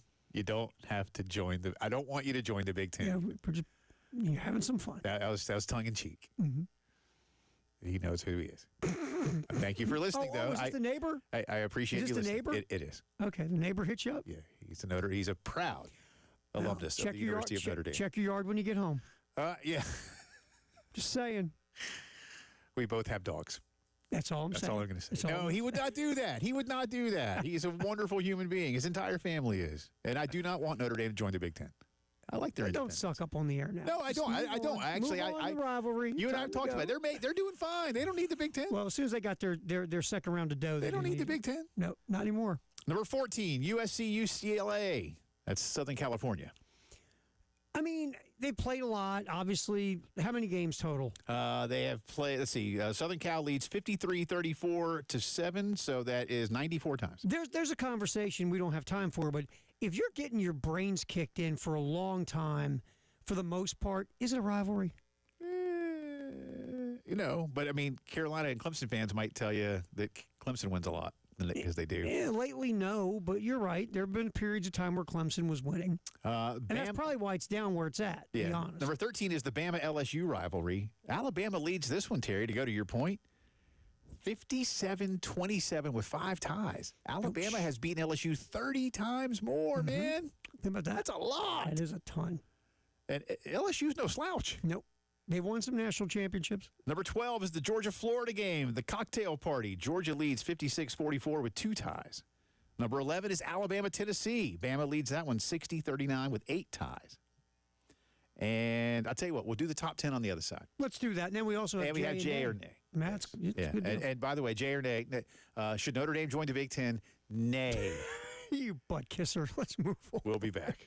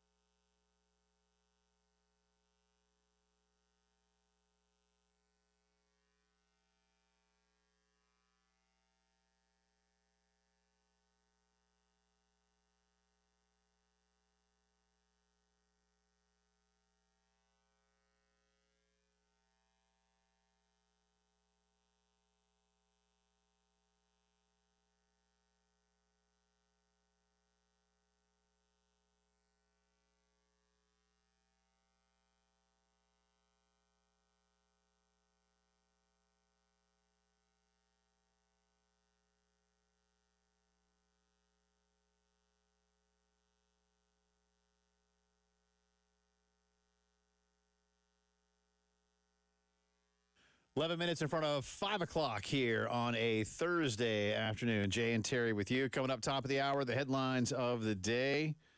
Revisit a little of what Tim Frisbee told us about waiting and the agony of wanting the NCAA to make a decision. Drive around the SEC. We'll continue previewing next week's SEC Media Days.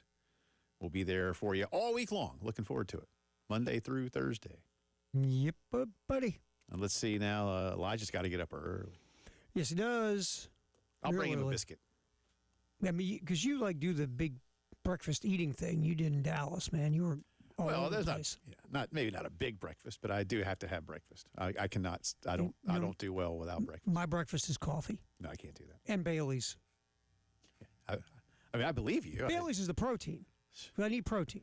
Bailey's in the coffee. Protein-ish. Ish. We're going over Scott Dockerman's of The Athletic. Scott Dockerman's top 25 college football rivalries. We've gone through. We're doing again. He did 100 of them. We only did 25, but we're at number 10 now. The Minnesota-Wisconsin game. Paul Bunyan's axe. It's a cool axe. I was going to say the cool part of this whole rivalry is what you get if you win. They've met 134 times, man.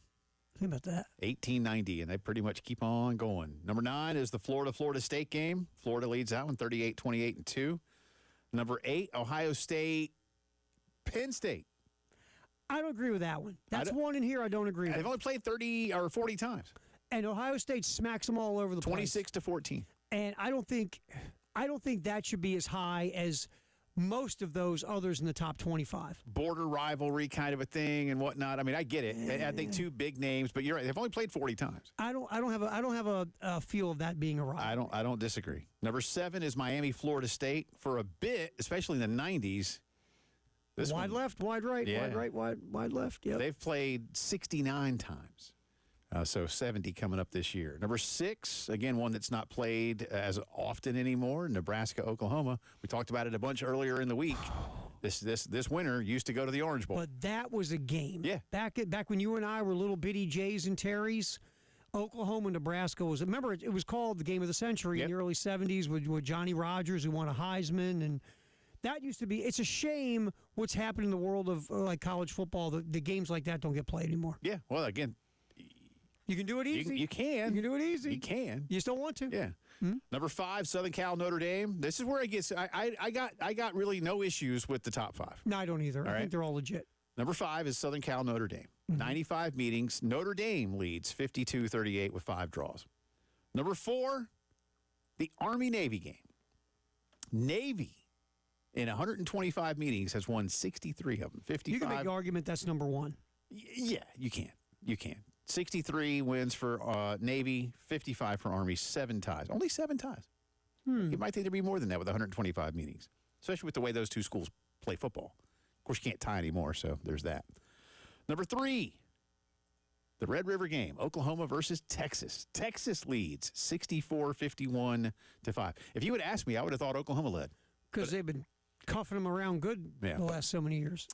Number 2, the Iron Bowl. Alabama leads 51-37. Only one tie in Iron Bowl history, Terry Ford. And maybe the greatest play in the history of college football, the kick 6. The kick 6. Well, how about the miracle a couple years ago with the 4th down and, what was it, 20 touchdown pass or whatever? Yes, that one. The comeback in 2010. They've had some great moments in that rivalry, man. They've had some moments. And number 1, as you might be able to do with deduction, Michigan, Ohio State. Yeah. Michigan leads 62-52, 6 draws in 120. And that's hate. I lived in Ohio for a couple years. Yeah. That's serious hate, my man. There you go. All right, let's do a little Jay or Nay. All righty, Jay or Nay. Devin Booker signs a 2-year, $145 million max contract with the Phoenix Suns. Jay or Nay, if you're Devin Booker, you want the hell out of Phoenix. Well, you do, but you just signed a deal to stay rich. Devin Booker loves Devin Booker. I know that much. So he'll stay. So, nay. Mike Gundy on the hot seat in Oklahoma State this year. Jay. Yeah, he a little bit. And I like what he said today about making kids employees, too. He was very good. Good for him on that one. But, yeah, you can't go over the conference again. And the mullet. I don't know that 1-8 does a whole lot more for you either. Yeah, remember, the mullet had to give back money. Yeah. Remember? A lot of money. When you start having to give back money in your contract, it's not a good sign. No. Last one. Pittsburgh Pirate pitcher Paul Skeens is the best pitcher in baseball right now. Oh, Jay or Nay? gosh. Well, the numbers would suggest that he is. Numbers are filthy. But that. Where's it, Tarek Skubal?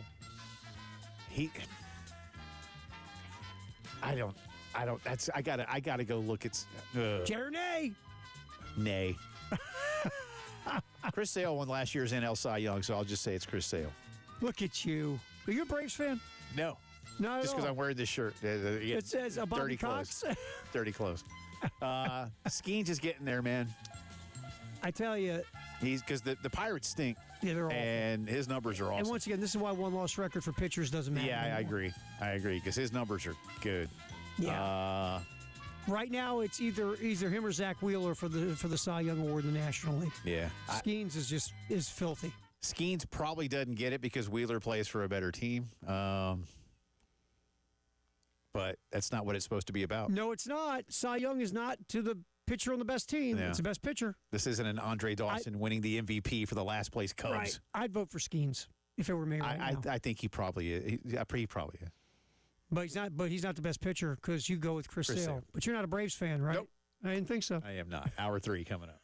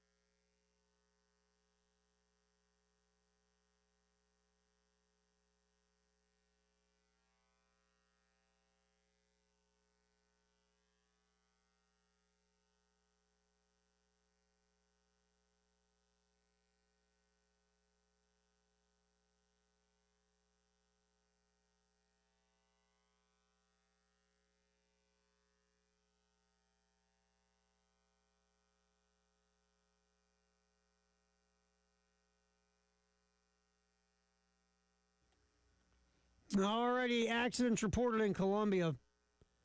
South Ott Road near Prentice Avenue, accident reported there. Also in Columbia, Highway 327 at Glen Road.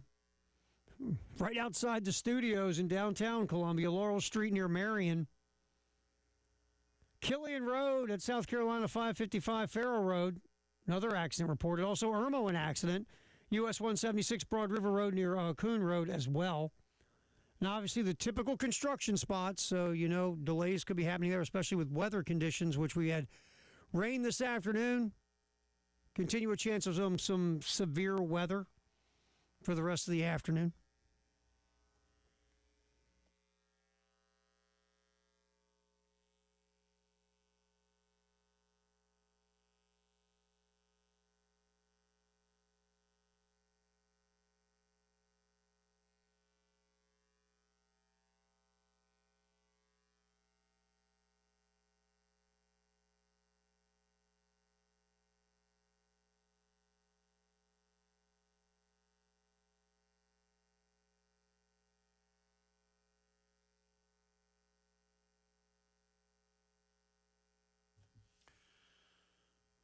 It is 5 o'clock news time on this Thursday. Welcome back in. It's also the final hour of the post-game show alongside Terry Ford. I'm Jay Phillips. Appreciate you being with us. We start with the Atlanta Braves, who finally won a game in the state of California last night. The Braves had lost all 11 games until last night this season, and actually the streak went back to losing to San Diego in the playoffs last year, so they had lost 13 straight games out on the left coast, or at least in the Golden State. But last night, the Braves with a 9-2 victory. Ronald Acuna not only back in the lineup, but he hit 2 home runs. Drake Baldwin had one as well.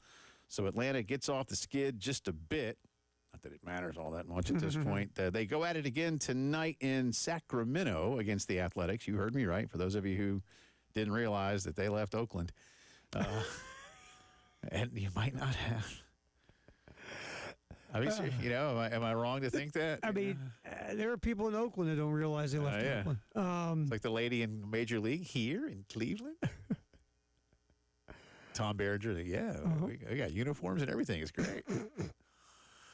Spencer Strider will be on the hill tonight for Atlanta. He is 3-7, but with a 3.93, he's pitched better of late.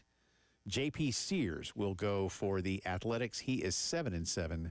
With a 4.76. This one starts a little earlier for those of us on this side of the country, a 9:05 Eastern time start. And if you're so inclined, Atlanta is minus 185 on the money line. Till you go back to last night, Baldwin, he's the future behind the plate. Yes, he's only 24 years old. I know. He wasn't supposed to be here, right?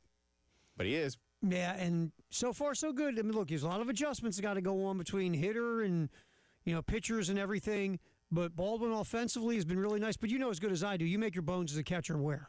Behind the plate. And that's what I wonder about him. Like, I think he's a good catcher, but I wonder in today's world, if they have anybody else out there, would you want to find another spot for him somewhere? I'm not suggesting you should, but one of the things, with rare exception, like Piazza, great hitting catchers. And I suppose right now, like, Raleigh is tearing it up. But what is he, 28? Yeah, I mean, what he's doing right now, he's got more home runs now than he had all of last year. Yeah, and that's saying something because, I mean, if you hit more than 30 home runs in a season, that's all right, my man. He's a guy that the power is ticked up as he's gotten older now. But you're right. True all-around, excellent hitting catchers who can hit for power, hit for average, do all those things, few and far between. And it wanes. Even when you are good at it, because the wear and tear. Beat up behind the plate. Look, Joe Mauer had to move. Yeah. Problem with Joe Mauer is his offense as a catcher, you're like, wow. His offense at first base didn't play because he didn't hit for power. Right. And plus, remember, that wear and tear wore him down in his career. I was going to say, it isn't like you can re-energize there. You'd like to think you can, but. I mean, you see what's happening to Adley Rutschman. Yeah. I mean, he's hurt this year. He was hurt second half of last year. Yeah. So he's a guy that's caught a ton of games in a short amount of time in his career. It just wears you down, bro. It just does. So, but Drake's only 24, but we'll see. But Braves go at it again tonight. Again, trying to win 2 games in California. In a row. We'll see. Again, you have a ton of faith, I can tell. They're 11 games under 500. I want to care, and I do. I do. You know, I you do. know, you know the thing about it, and look again, the Braves have been so successful for the most part. I've lost 35 years. It feels like that's for the about right. most part, Give or take. the little blip they had to rebuild. They've had again. a few here or there, yeah, but by and large. So, you know, people who aren't Braves fans, when Braves fans start whining this year, they go, shut up. Like a Pirate fan would slap you in the face, right? You're like, be quiet. No, that's fair. But that being said, when your team is having a bad year and you're a baseball fan, it's a sports death march. Yeah. It's 162 It's not fun games. to watch, man. It's and not when you're supposed to fun. be good. I mean, remember, Yes. the Braves roster going into the season had bookmakers making them the second favorite to win the World Series behind the Dodgers. I think On paper, they were great. they were and it really just, good. And then it just didn't happen. And that makes the season worse because again, my Orioles are supposed to compete for the AL East, Yeah. and they're almost as bad as the Braves. So when your team, it makes it even worse when your team was expected to be good.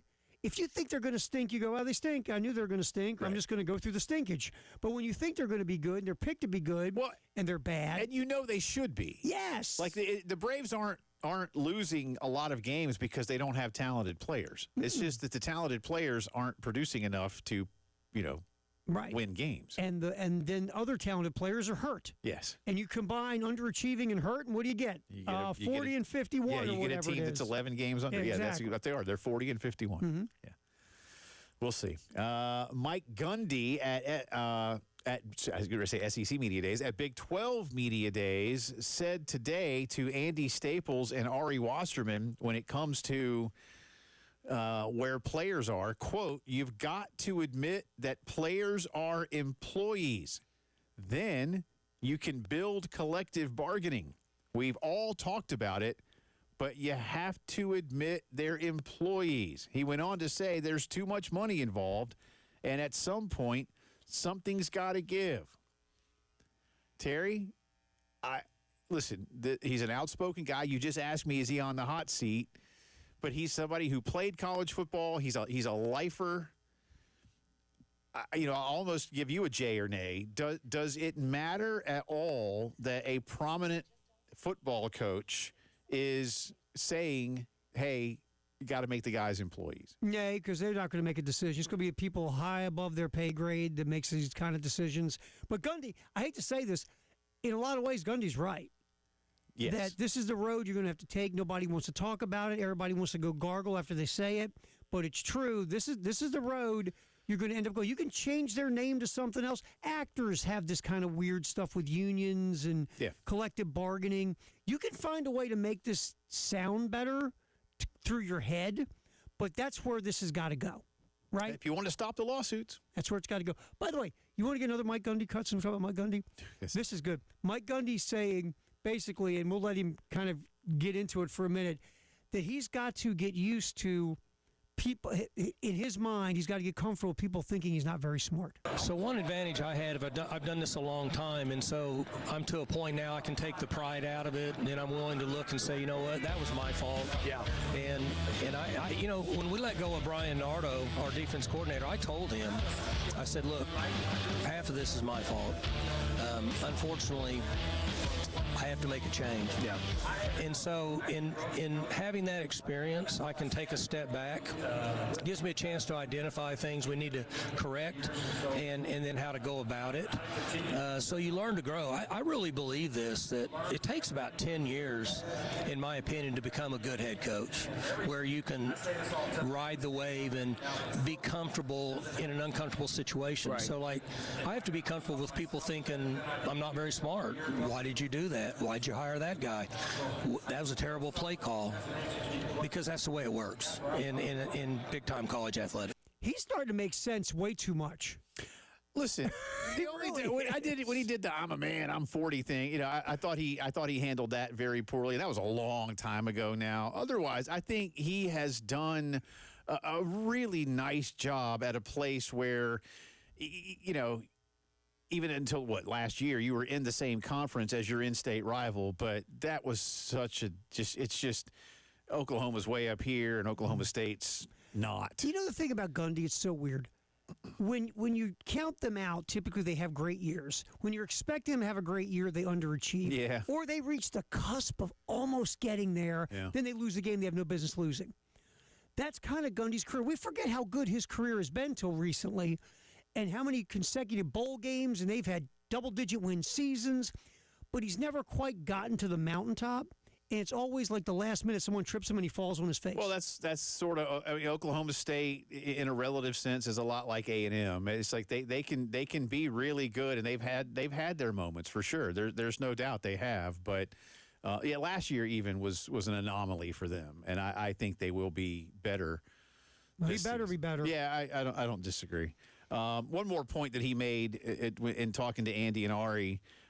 He said, again, of trying to get a collective bargaining agreement, quote, you need an entry-level salary cap. You need it for a high school player coming in because it's not sustainable. That's something that Dion echoed yesterday, too. Like, hey, some of these upper-level guys are going to get theirs, but otherwise, you see a bunch of kids that are just getting just numbers because people are, well, we have the money. Let's just spend it.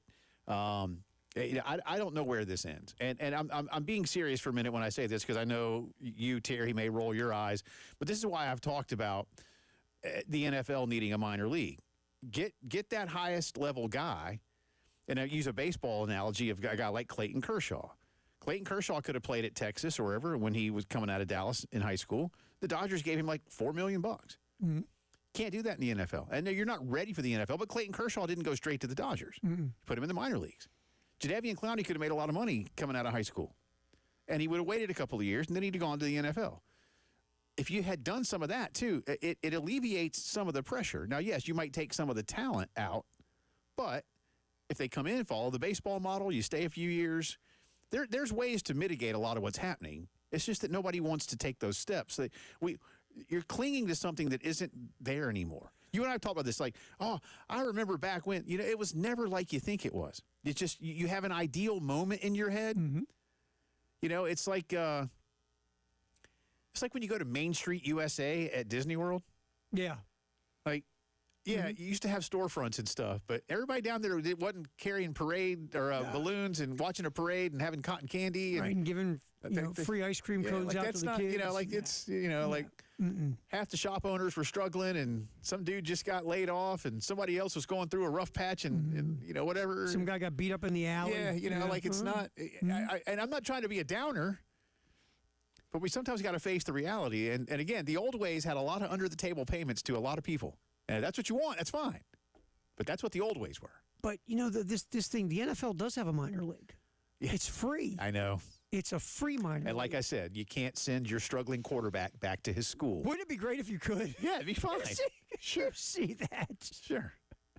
Let's send Tua back to Bama for a couple of years. All of a sudden, hey, man, I'm back. I got to work out some issues. Yeah, you guys can't do that. So that's why I bristle. Would have been great. That's when I bristle. When people tell me that. But Jay, there is one. No, there is not. You can develop them, but you can't send them back. I've been seeing when Bryce Young was struggling his rookie year in Carolina. All of a sudden, he shows back up. Yeah, he's back up. Yeah, holding the Dr. Pepper. Right. Hanging out. Hey, Coach, I'm back. Not quite how it works. Hey, Milroe. You're number 2, Bob. Not quite how it works. And finally, in today's integrated media headlines of the day, we say a big thank you to South Carolina's Charles Waddell. Charles is retiring as Associate Athletics Director at Carolina. He's been here since 2006. He was sport administrator for football during some of the heady years. He's overseen women's basketball, men's basketball, track, and others. Was a 3-sport star up in Chapel Hill in his playing days. Spent many, many years working for the Carolina Panthers.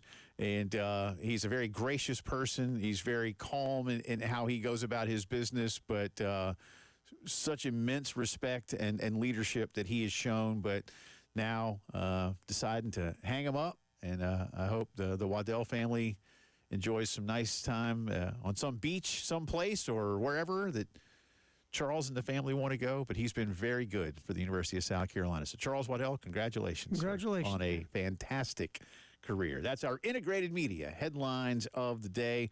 More thoughts on what we're looking for from Shane Beamer on Monday and from the Gamecocks that'll be going. We'll continue previewing SEC Media Days. You're listening to the Postgame Show.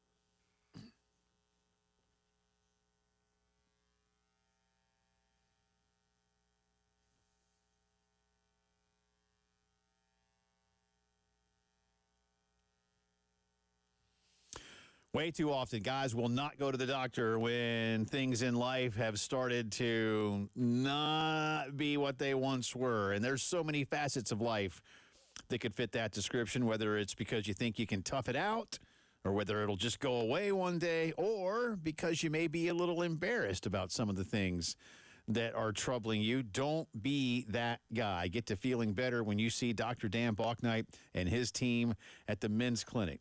Dan and the crew are experts in healthcare for men, medical experts at that, all right? And they are dedicated to making you feel like yourself again. No magic pills, no one-size-fits-all. It's a one-on-one consultation that gets to know you, gets to the root of some of the issues that are bothering you, and get you back to feeling the way you want to, the way you used to. As I say so often, do it for yourself and do it for your family. 803-875-MENS. Call the Men's Clinic.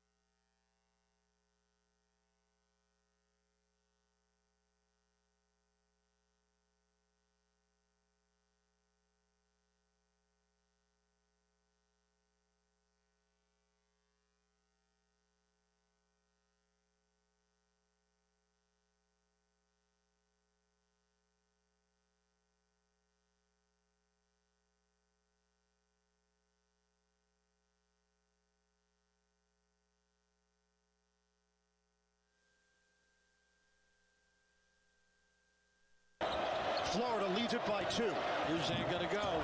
Uzan, give it up. Cryer, 6 seconds, 5 seconds. Sharp. He walked. He can't touch it. He can't. 1 second. And it's over. Florida is back on top of the college basketball world. Championship madness. Gators winning it last year. Welcome back in. Terry and Jay with you here on this Thursday. Today's start, bench, drop. You're starting, benching, and dropping the College Football Playoff, College World Series or March Madness? Andrew hits us, and then Terry's got a few on the text line. Andrew says, start March Madness, bench the World Series, cut the college football playoff. And Robert says, start the World Series, bench March Madness, and drop the college football playoff. A lot of people dropping the college football playoff. Yeah, I didn't see that coming. That's interesting. I don't know. I guess maybe it still feels new. And I don't know. I mean, I guess for a football mad country, and especially around where we are, college football crazy, that maybe there's just not. I don't know. I mean, look, it's not scientific, obviously, but just not the drama. Well, let me throw you one too, because I don't think you're wrong. I think maybe in this market here, the baseball World Series, because the good feelings of South Carolina winning a couple of them in the last 20 years, roughly 15 years, with the idea of that combined with the college football playoff, what you're saying, the newness of it. Last year kind of dragged out. Some fans are old school and don't like this expansion of the college football playoff. They want. So I've talked to a couple of really old school dudes who want to go back to when it was voted. Ugh. So maybe it's a combination of the College World Series has good feelings here from 15 years ago, and the college football playoff, it's still not totally embraced as it expanded. Remember that? We were youngins, man. Do I remember? We were of course. I mean, hell, it didn't stop until 1997. I know. It was like, I will never forget the split national championships. It's ridiculous. Just ridiculous. Listen, there's a lot of things where I can say, hey, opinions are fine, and you can have your opinion on things. But if your opinion is we should go back and have the sports writers and the coaches vote at the end of the season, then you're wrong. Yes. Sorry. Your opinion. Sometimes I respect as many opinions, and I'm in the opinion business. And a lot of times y'all don't like my opinion, and I get it. That's perfectly fine. I've been doing this a long time. But in any other, let's invite 64 schools to the NCAA tournament and then vote on who we think the best one is. After the tournament's over? No, beforehand. Oh, you do it What the hell? I mean, y'all made it. No, we can do it now afterwards we'll vote. and still vote. And still vote. Yeah. Forget it. Forget that you played a game and won. Yeah, we're just still going to vote it. Or imagine if your kid plays high school basketball, and all of the coaches in the conference voted to decide who the best team was. But they'd be really objective. Right. It's just the whole. What premise do we? What do we? Yeah. And again, that it took until the late '90s. To stop determining a national champion with votes. Well, we've always done it that way. Exactly. So that's how it's always been, son. It is, man. Ugh. Just the way it is. Ugh. I know. It was All right, you got a few on the text line. All right, let me get 803-404-6100, the Firehouse Subs text line. All right. Start, bench, drop, college football playoff, College World Series, March Madness. We've got Chris, start March Madness, bench college football, and drop college baseball. So born and raised in Queens, New York, was all about the pro sports, then moved to South Florida in 6th grade, introduced to college football and baseball, going to Miami Hurricane games. There you go. Fell in love with the college stuff. All right, another one. Start college basketball, March Madness, bench the College World Series, and drop the college football playoff. Yeah. Many of those, to our surprise. March Madness, start, bench, college football, drop, college baseball. March Madness remains the best tournament in all of sports, totally agree. And they better not expand it. I agree with that, too. But it's going to happen, sorry. The other two were toss-ups, but I like football more than baseball, so I went with football on the bench and cutting baseball. All right. A couple more just coming in on Twitter. Donnie says, start the college football playoff, bench the College World Series, cut March Madness. He says, I'm cutting March Madness because it feels like it's lost its luster. People care more about brackets or upsets than who wins. There's probably some merit to that. I wouldn't say that's universal, but listen, one of the great things, Donnie, again, there are people, and we used to always, I say we, collectively, Americans, we joke that, Sally at the office, who cares as much about sports as she cares about, gum on her shoe, always wins the bracket, but she picks teams by color. Or by the places she's vacationing. But that's the thing is everybody just likes to fill out their bracket, and then it's fun to follow. It's become such an interactive event, and I think that's what makes March Madness just so great, because you feel like no other. You feel invested. Now it's almost like I suppose, Terry, because I don't gamble on sports, but I suppose in some way, for the vast majority of sports fans in this country, or even non-sports fans, it might give you that thrill of anticipation that I know that some people that gamble feel like. I need something more on the line. Yeah, and you do. Every game matters in your bracket, and there's a buzzer beater, and a shot goes in and out of the buzzer, and your team loses, or they blow a lead, and you're like, oh my God, I had him to the Final Four. Like, and you feel that extra sense. And I'll admit that, because it took me. I swear, man, I was probably in middle school before I really understood why guys like Jimmy the Greek were on, and Paul. What was the guy's name that he kicked at the Citadel? Paul. Oh, it was on NBC with the mustache. Yes, I see him. I can see him in my head. But those guys, they were. I just thought they were talking about it, and I didn't realize. Because and even to this day, I've told you, I've bet on sports one time in my life, 1997 Final Four, and it's because I was in Vegas, and I was like, what the hell? I lost. Well, there you go. You lost everything, didn't you? $20. See, that was your life savings. 20, yes. I just got married, so my wife is hoping now. Quite happy. We got a hitchhike She back. won, by the way, she won at the blackjack table, and she took us out to dinner. Look at that. Yeah. Look at that. She won like $80. This is kind of your relationship. And believe it or not, in 1997, $80 bought us a really nice dinner in Vegas. Yeah. This is kind of your relationship in a nutshell. Yes. Just saying. That's right. I know I'm no dummy. You hooked up to the right. You hooked up to the right lady, stupid. pal. But I think too the basketball purists, because there's so many non-basketball purists that jump on the bandwagon of college hoops in the NCAA tournament. I think some people who follow the game get annoyed by this, and maybe the person on Twitter X, maybe that's someone who really loves the game and can't stand all the bandwagon jumpers that get on during the tournament. They just care about upsets and brackets. As you said, just wants to know who you care about who wins. Yeah, I think some people real quick get turned off now with college basketball in general because it's so nomadic. Between the one and donor and the transfer portal, you don't know who's on your team from year to year in college basketball, and you don't get to know the players anymore, and yada yada. Well, it's funny how much of a soothsayer, if you will, Jerry Seinfeld was, with one of his bits back in the '90s, and it made it onto the TV show, but he did it in his stand-up routine. He's like, with all these players moving around, he's like, you're just pulling for laundry. In other words, it's just, who's wearing the shirt? That's what it is. It's true now.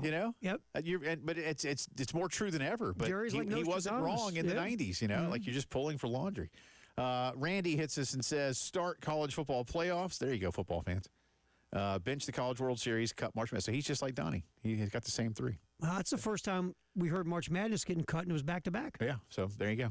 All right, good stuff. Gamecocks will be on the docket on Monday. We'll do our very level-headed best to bring all the guys around to our Radio Row table. I think they're not even calling it Radio Row. What are they calling it now? Digital Media Row or whatever it's going to be the same. It's the same thing. Same thing, man. Which is actually smart by the conference, by the way, because so many of those things are kind of blended. Oh, yeah. You got days. Video streaming now and all this other stuff going on. So, yeah. Yeah. I think our cameras are going to be broken next week, by the way. Oh, no. They'll be working just fine. Well, as far as you know. But we're on the second story. I would hate for one of those to just drop over the ledge, Ter. It'd be terrible, Jay. Not saying it would happen, but you never know. That'll be on your expense report. But there, look, expectations. Carolina is going to be treated differently. There will still be a level, I don't want to say of disrespect, but a level of maybe show it to me again. I don't know what I'm not trying to find a word for that. Prove it to me, whatever. Carolina last year, I think, I think voted Carolina 11. Yeah, none of us had them higher than 11 and or 12. I think they ended up finishing in the preseason picks, 13? Mm-hmm. Does that sound right? Yeah, they were near the bottom. And I'll tell you, they'll probably be 8th. Yeah, I think 7th, 8th, somewhere in that neighborhood. I remember after South Carolina was done last. It was the first day last year too.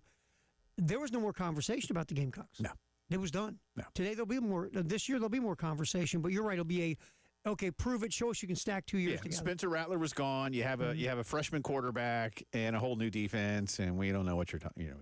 Here's a running back that was hurt, all that kind of stuff. Mm-hmm. Speaking of the SEC, again, we'll talk about the 4 schools that'll be going next Thursday as we continue previewing SEC Media Days. You're listening to the postgame show.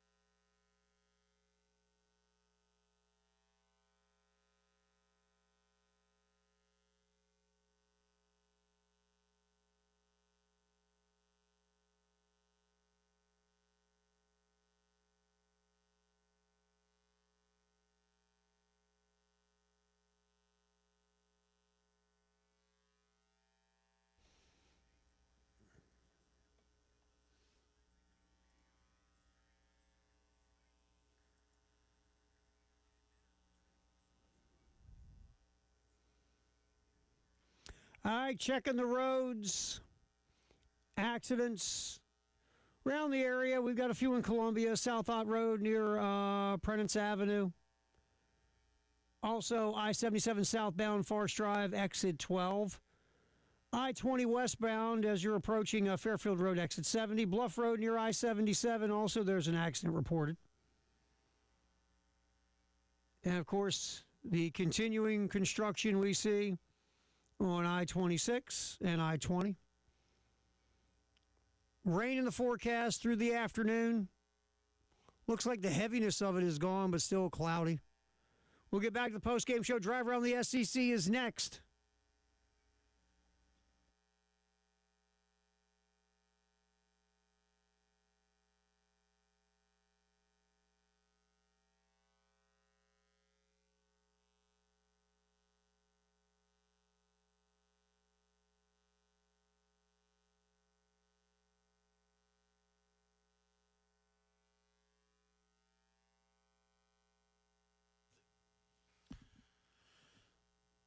It is Drive Around the SEC time on this Thursday. Jay and Terry with you. SEC Media Days will be wrapping up by this time next week, and we'll be on our way back towards Columbia. Our votes will be in. Next Friday, we'll have the results of all the preseason picks, the all-conference players, the order of finish, the SEC champion. I haven't thought much about this yet. I'll probably do some research on the way over. Mm-hmm. I think Georgia's good at football. Yeah, they've been all right. I think Texas was okay last year. The last couple of years, Texas has been all right. Yeah. I don't know. Who would be this year South Carolina? Arkansas. I hope you're right because I like Uncle Sam. I just don't think Arkansas can put that together to make that kind of leap. South Carolina again? Could be. I mean, look, a lot of people love, obviously, two players on this football team, and they think when you have stars at two important positions like quarterback and edge pass rusher, that can go a long way to having a successful season. Myself, again, I think, to me, the legitimate concern is a lot of guys left that defense to go to the NFL. Yeah. And you got to replace them. And you've got players with high ceilings, but they've got to reach those ceilings. We had some guys last year around here that maybe you didn't know a lot about, and I think Clayton and the staff did a really good job in both developing them and putting them in the proper position to be successful. So there's every reason to believe that happens again. I think the difference, though, for me, just personally, is Kyle Kennard had success somewhere else. Right. Demetrius Knight had success somewhere else. It might not have been the SEC, but they showed you they could produce with multiple games starting. Some of the guys that South Carolina's looking at this year are guys who, maybe haven't had a lot of starts under their belt. Like maybe former 5-star guy, former 4-star guy, didn't get his turn yet, or only played limited games. Well, I'll say a guy like Goodwine, who came over from Bama a couple of years ago and has bided his time in the middle of that line. There's a reason Bama wanted you out of high school. There's a reason that you didn't cut it at Bama initially. There's a reason South Carolina wants you, and there's a reason to believe that you can get something, better from him, a higher ceiling, as you say. There's one example. You're right. They're going to have, but the nature of college football, even in a time when it's more transient, and it is these days, it's still that's what you do. You're constantly replacing 25 to 30% of your roster. Well, every team is going through this. Yeah, so it's not just South Carolina. Yeah, it's not unique to Carolina. I just look at Brownlow Dindy, 5-star kid coming out of high school. For whatever reasons, it didn't work at A&M, right? Right. You got a couple of linebackers you brought in from Bama and from Florida. Injuries behind other people, whatever, but they have high ceilings. Yeah.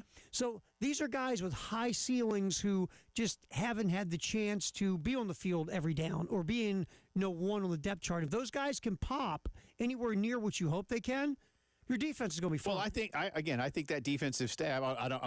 Since we're going to talk about the defense, I think that defensive staff has shown its ability to develop and teach. And again, that's where I draw lines sometimes, Terry, between teaching and coaching. And again, Venn diagram is there somewhere, but initially it's this is what I'm looking for. And then when you get them out there, then you coach them up, right? That kind of thing. I think they can be different and the same. But there's every reason to believe that. I suppose you could, to answer your question again about who's this year's South Carolina, I mean, A&M will be one of the teams making the circuit a week from today. And I know that sounds weird, but, might they be one of them? I mean, even winning one more game, if you're A&M, puts you in the conversation, whereas last year you were not in the conversation. So could it be an A&M? Could it be Florida? Maybe Florida is an even better choice than Arkansas. Florida is an interesting choice. They have a dynamic quarterback. Had momentum to end last season. Very They have a talented roster. They always do. It's Florida. Yeah, it's That's Florida. just it. Florida's underachieved relative to talent. Yeah, so there's no doubt about that. They could be the one if Lagway stays healthy, right? 'Cause remember, he's a little banged up. But if he's healthy, to your point, Florida. Look, I know we're making fun of Hugh Freeze on the golf course and everything else. If Jackson Arnold can play to the level of the expectation of who Jackson Arnold should have been, Auburn does have some talent on both sides of the ball. It's just the quarterback and the offense wasn't consistent enough last year, right? Yeah.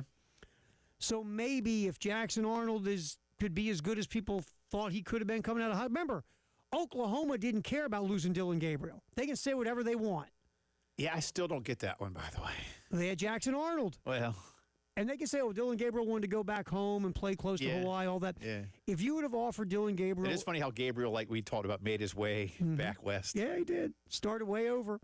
So, I mean, Jackson Arnold, a lot of people love him.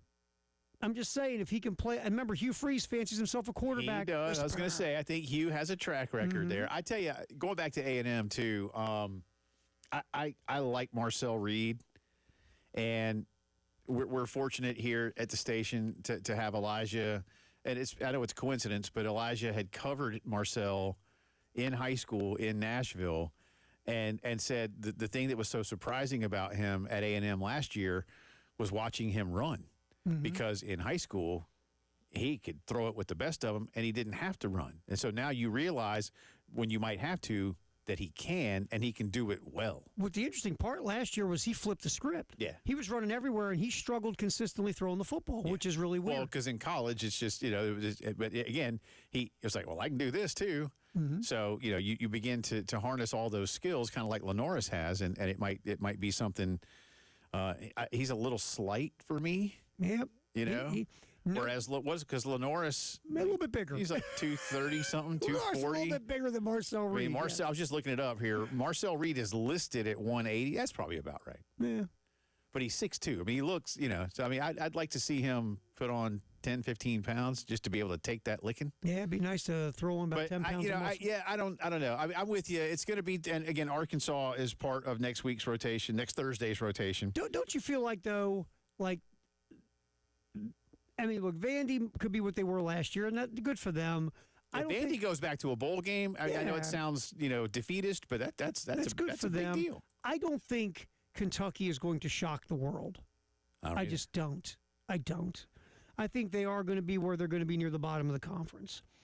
And Mississippi State's not going to shock the world. They're still in a rebuild with Lebby. I like what Lebby can do, but you got to have horses to run the race. Yeah, and Oklahoma, remember South Carolina went from 5-7. Oklahoma was 6-7 before it was all said and done last year. Correct. And they've added a lot of folks. Could Oklahoma make a jump? Well, they better.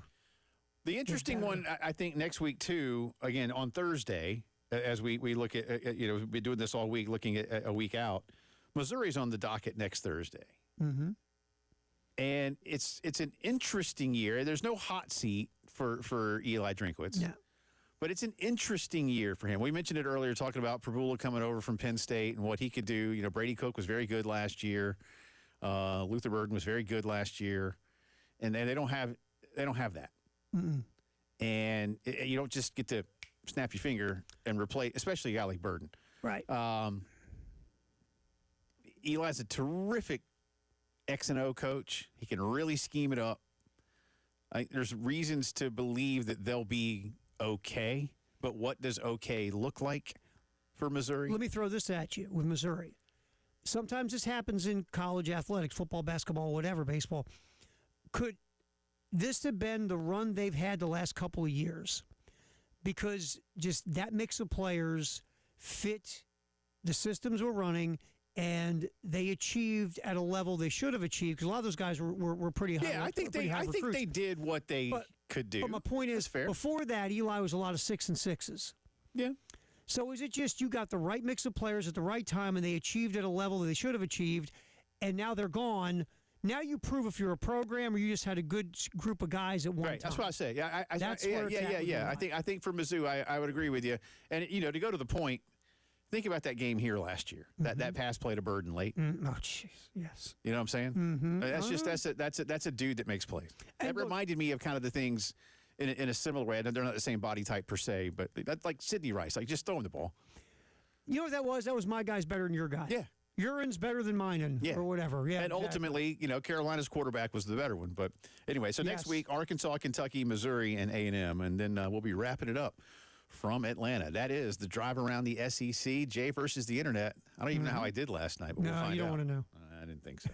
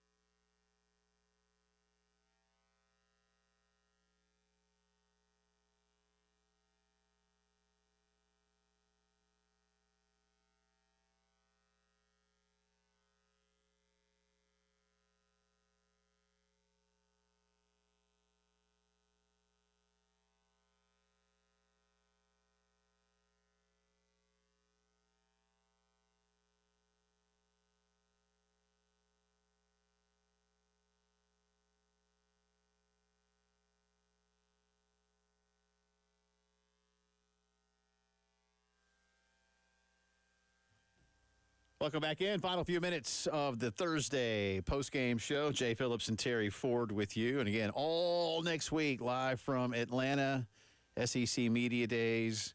The Gamecocks, part of the rotation on day one. Let me go back to my list here. Hang on. Here we go. The commissioner, then Carolina, LSU, Mississippi, and Vanderbilt. Day two, no Gamecock opponents. Auburn, Georgia, Tennessee, Texas. So lots of intrigue there. 3 playoff teams. Wednesday, Alabama, Florida, Mississippi State, and Oklahoma. A couple of Gamecock opponents in that one. And then again, Thursday, we were just talking about Arkansas, Kentucky, Missouri, and Texas A&M. I do know for sure that we have already booked the great Tony Barnhart, Mr. College Football, on Tuesday afternoon. And we'll have plenty more. Oh, it'll be a lot. Don't worry, but we've already gotten that one in the books. But looking forward to it next week. All right, so start, bench, cut. All right, give me yours. This was, I'm with pretty much, I think the consensus here anyway. I'm going to start March Madness. It's just, I love it. I have loved it since I was little. I am old enough, like you, to have been enthralled with Magic versus Larry like everybody else. And from that point forward, and then just a couple of years later, Jordan hit the shot against Georgetown. The year after that was NC State, and by then you're hooked. You're hooked, man. Just hooked. Yep, and then Villanova pulled its upset in '85. So I start March Madness. This one was tougher. I'm going to bench the College World Series. Okay. College World Series is awesome. And again, I'm lucky having grown up around here. Gamecocks went in the 70s. Gamecocks went in the 80s. I used to joke, Terry, that in '85 when they went, I really wanted to go, and I couldn't. Well, actually, just a bunch of my buddies and I were bugged our parents. We were 14, 15. No. And I was like, well, it's cool. They go a lot because they'd gone 81, 82, 85. Yeah. I was like, oh, they'll go a lot. It's cool. I didn't know that it would be 18 years before they went again. I know. Or 17 years, whatever it was. So, but the excitement of the College World Series, the drama, I love the intensity of that kind of baseball, playoff baseball. It's a whole level, whole different level. And I love college football like nobody else does, or like everybody else does, whatever you want to put that. But I'm going to drop the college football play. It's football games, and they're a big deal. But so I'll start March Madness, bench the World Series, the College World Series, and I will drop the college football. In the words of Jay Phillips, you got to drop something. Yes, you got to drop something. All right, I'm obviously March Madness. I want to start. There is nothing I enjoy more in sports than the NCAA tournament. I love it. I want to go to either Reno or Vegas and sit there for those first 4 days and watch people lose their bleeping mind. I hear that is the most fun. Is to watch people just go crazy. To watch people, to go crazy. The people watching is phenomenal. So I'm like you. Start March Madness. If I grew up here, I would absolutely bench the College World Series, but I didn't. I don't have that same feels for it like you do. So I will bench the college football playoff, and I will drop the College World Series. Because, again, if I grew up here watching the Gamecocks go all the time, I absolutely would appreciate the College World Series more. I get it. I just would. No, that's fair. That's fair. But it's all good there. Yeah. All right. Stuff. So that's appreciate all of you. We thank you. We thank you for hopping in. All right, Jay versus the internet with the scary music. All right. I got to put my phone here. I got to get my. There we go.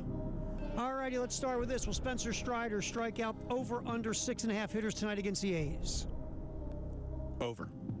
The internet agrees with you. 87% wants to go over. Ooh. Will the Mariners and Yankees combined hit over 3.5 home runs tonight? Combined, they hit 3 combined at average. Over under 3.5 tonight. And the game's at Yankee Stadium, a great hitter's ballpark. It's hot up there, too. Let's go over tonight. What the hell? All right. Here's another one. Who will score the most runs tonight in the NL East? The Marlins are in Cincinnati against the Reds. Braves are on the road against the A's. Nats in St. Louis against the Cardinals. Mets are in Baltimore. Second game of a doubleheader, which has already started. By the way, the A's pitcher tonight, JP, home ERA is 5.5. I'll say his ERA is around 5. Braves scored 10 runs last night. You know what? Remember, Marlins are playing in that bandbox in Cincinnati.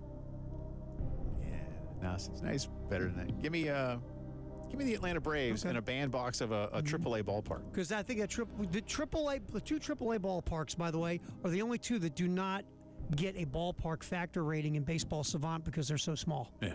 Yeah, give me the Atlanta Braves. The Major League ballpark, the Reds, that's the third best hitters park in baseball.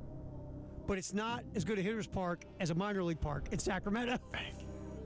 You follow me? Braves had, 3 home runs last night? Yeah, Yeah. give me the Braves to do it again. Yeah, very nice. Why not? And by Why the not? way, the I never really internet pull takes for the Braves, but I'll take the Braves. I know you don't like the Braves much. I'll take the Braves. And Just because I'm wearing this shirt right now. the internet also goes with the over with the Okay. home runs. So you and the internet are all agreeing. So wait, so they think they picked the Braves too? Yep. Oh. Well, okay. At least we can hang tight. And by the way, 5 runs so far in Baltimore between the Mets and the Orioles. Oh, I'm glad I didn't even look. I should have chosen out. Yeah, you should have We'll looked. see. Yeah. We'll do it again tomorrow. Appreciate Tim Frisbee dropping in. We'll see ya. ya.